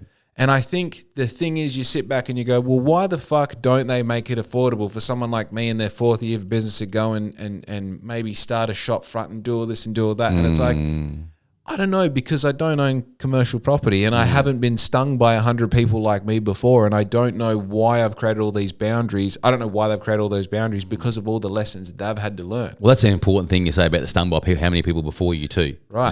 You know? And that collective pain is a collective pain born before you've even become a landlord. They go, hang on, no, can't do that. Right. And it's rule one, don't do that for any tenant. You know, so yeah, I get what you're saying. Dude, it's the same reason why I say no to more shit than I say yes to, because I said yes to so many shit things that I learned what not to say no to. Yeah. Right? Like that's what's going on. That's the reality. And it's like, it's very nice to sit here in this fantasy world and go, well, they should create more opportunities for people. It's like, you buy commercial property and let whoever you want in there. You can do that. It's a free market. But as soon as you buy that commercial property, you don't want anyone not. I spent $1 million. Yep. Well, I need to have return on it. Yeah. You know, I've got bills, I've got overheads, I'm paying off a house as well, and I've got a business that I'm managing. Why would I give you a free ride? Yeah. You know? Yeah. Like this is the first house Sam and I built, going off take it down south, and you realise that, you know, after all the time you spent working, you know, when you again the landlord type of scenario, that money is important because if you don't complete that house, and there's no handover, you don't own the house. Yeah. The bank owns the loan, the builder owns the property. So it's a dog eat dog world, you know. Yeah. Look, and you can you got to fucking actualize everything. You know, you got to understand that there's even little things. You know, like I don't order anything till I got a 50% deposit. And it used to be like, you know, no, you're all good. Yeah. And they forget it for 4 days, for 5 days, for 6 days, and you've ordered for something for $1,000 and now you can't put fuel in your car. Yeah. And you're like, hey man, I was just wondering, oh yeah, I do want to get home. When's that going to be? Oh, I'll be at a few hours, mate. It's like, can you just fucking stop what you're doing and pay me now? It hardens you pretty quick, doesn't it? You know? Yeah. And now it's like, it used to be just payment advice. Just send me the screenshot. Now it's nothing happens until I have money. Yeah. Because that's how the world works. And it's cool, isn't it? It's cool because, like, you know, you've got responsibilities too. You got a beautiful lady, got the beautiful dog. You've got stuff that's important to you, and that in lies the impulse for landlords. So don't fuck around with my shit. If you're not going to get in there and pay it, don't do it. You know. Yeah. So expecting landlords to be benevolent members of society is not tarring them with the right brush. They've got to do the right thing by themselves. Yeah. You know? Yeah, and I think to really highlight what the point I was making is, don't expect to understand the decision making of people who are ahead of you in the race. Yeah. You know? Yeah. Because the losers don't understand the mentality it takes to be a winner. I'm not calling everyone else a loser. I'm calling me someone who's trying to be a winner. But life's a slippery slope, right? If you don't grab the footholds, right, you end up down the bottom. And this ties back to the point that I made earlier that, you know, the bad relationships that I had to walk away from to appreciate a good one when it came my way. You know, like Riz and I started out in a very, what would you call it? Like there was no intention of becoming a couple. It was like, I'm going to hang out with you until I don't want to, and you hang out with me until you don't want to. And it just turns out we did that until we got engaged. And then we're like, well, now we're going to commit to forever instead of just a day. Yeah. You know, and it's the exact same thing. It's like, if you're not learning from your hobbies, from your relationships, from your failures, from your successes, if you're not learning a little bit every day, then expect to not understand why the winners make decisions like that. Yeah. And all that work that you and Riz have done before your children come out is that state we're talking about, right? Is that puzzle that you've built that they get as soon as they come out. The preparations, you know. The being able to build that foundation before that happens, so that when you are in the midst of, like, we've got our first child experience that every parent loves to tell us we have no fucking idea what's about to hit us. I love that. Oh, you don't get it. When you see, you're like, yeah, dude, it's going to be crazy cool. But I can actually do heaps of work before then. There is a lot of work that I can do. I can understand how to manage my anger. I can learn how to problem solve in real time. I can learn how to communicate. I can learn how to listen. You know, I can listen to other parents and get little tidbits, and I get that I don't know what it's like to be a parent until I'm a parent, but if I at least have an idea of the concept, of the environment, of the atmosphere of being a parent, then when things happen, I'm not totally surprised. Yeah. Yeah. Yeah. It's nuts. Anyway, that's my time. It's nuts. That's my time. Yeah. I'm going to put all of your contact details for people who want to register their interest in the artificial reef for Bunbury Oh, yeah, that'd be great. in the description below. That'd be very helpful. Thank you. Any contact information you want added on there, we're gonna put on there as well. So that's on the Spotify, Apple, iTunes, and YouTube Wow. descriptions. Okay. Fantastic. Yeah. That'd be super helpful, you know. Yeah, of course. Bringing something different to Bunbury. How good. Hey, nice to see you, man. Yeah, I just want to say something. What do you got? I want to invite you if you're ever down south of Riz, and I think I've invited you before, but you had things on. But if you are down there, and you want to stay a night, come down and stay a night, have a beer, and let's catch up. Yeah, I like the sound of that. Yeah, for sure. Before you have baby. Bong rips, and cigars, baby. Yeah, it's a young man's sport, mate. You know, I'm 60. No, what am I now? 59. Holy 59. Shit. I know. Yeah. I look good. Oh, you look unreal. Look unbelievable. I haven't got your teeth. If I had your teeth, I'd look 20. Yeah, if you had my teeth, it'd be a problem. I was putting up a poster. I was putting up a poster for our. Oh, and you caught yourself in the reflection of the glass. So you started tearing up, didn't you? Christ. Like, geez, what's going on? You know, leave me alone. A bit of sun in the wrong thing, and you just, you know. I I'm collapsed. melting. I collapsed. I collapsed into the arms of an older person. You know, really? It took me a while to find him. Yeah. Yeah. Like yeah. What's wrong? Oh, you're fucking too young. Leave me alone. What's wrong? Yeah, what's wrong? Oh, Jesus! Don't go past that window. It was horrible. Yeah, but anyway, you deal with it. No, I think you are. Don't blow sunshine. No. I'm not. I have conversations with people because obviously you're in the vicinity of my parents' age. Yeah. Okay. You know? Yeah, your dad. Yeah, he's so a great guy. I have, my dad's 64, 65 this year. My mum's 60, 61 this year. Hate that I'm saying that publicly, I'm sure. But I think the thing that now, you're going through the thing of like, I'm going to be a parent. I'm a parent at 33, whatever it is. Yeah. It's one of those things where I start going like, the reason that I take writing so seriously now is because when I'm your age, I want to be writing. Yeah. And I can't start doing that at 50. Yeah. And I think you're a really good example of someone who's actively decided to stay agile, mobile, flexible, and not just physically, but mentally as well. Because to sit here and like, without tugging myself, I do go deep with conversations and I do like to explore ideas and look into the sun and squint. And you've sat here and done that with me, as a budding, would you say 80-year-old or something? That's 100%. impressive. Yeah. You get the pot, I'll fill it. Yep. So, with that in mind, be good to your mum because we are out.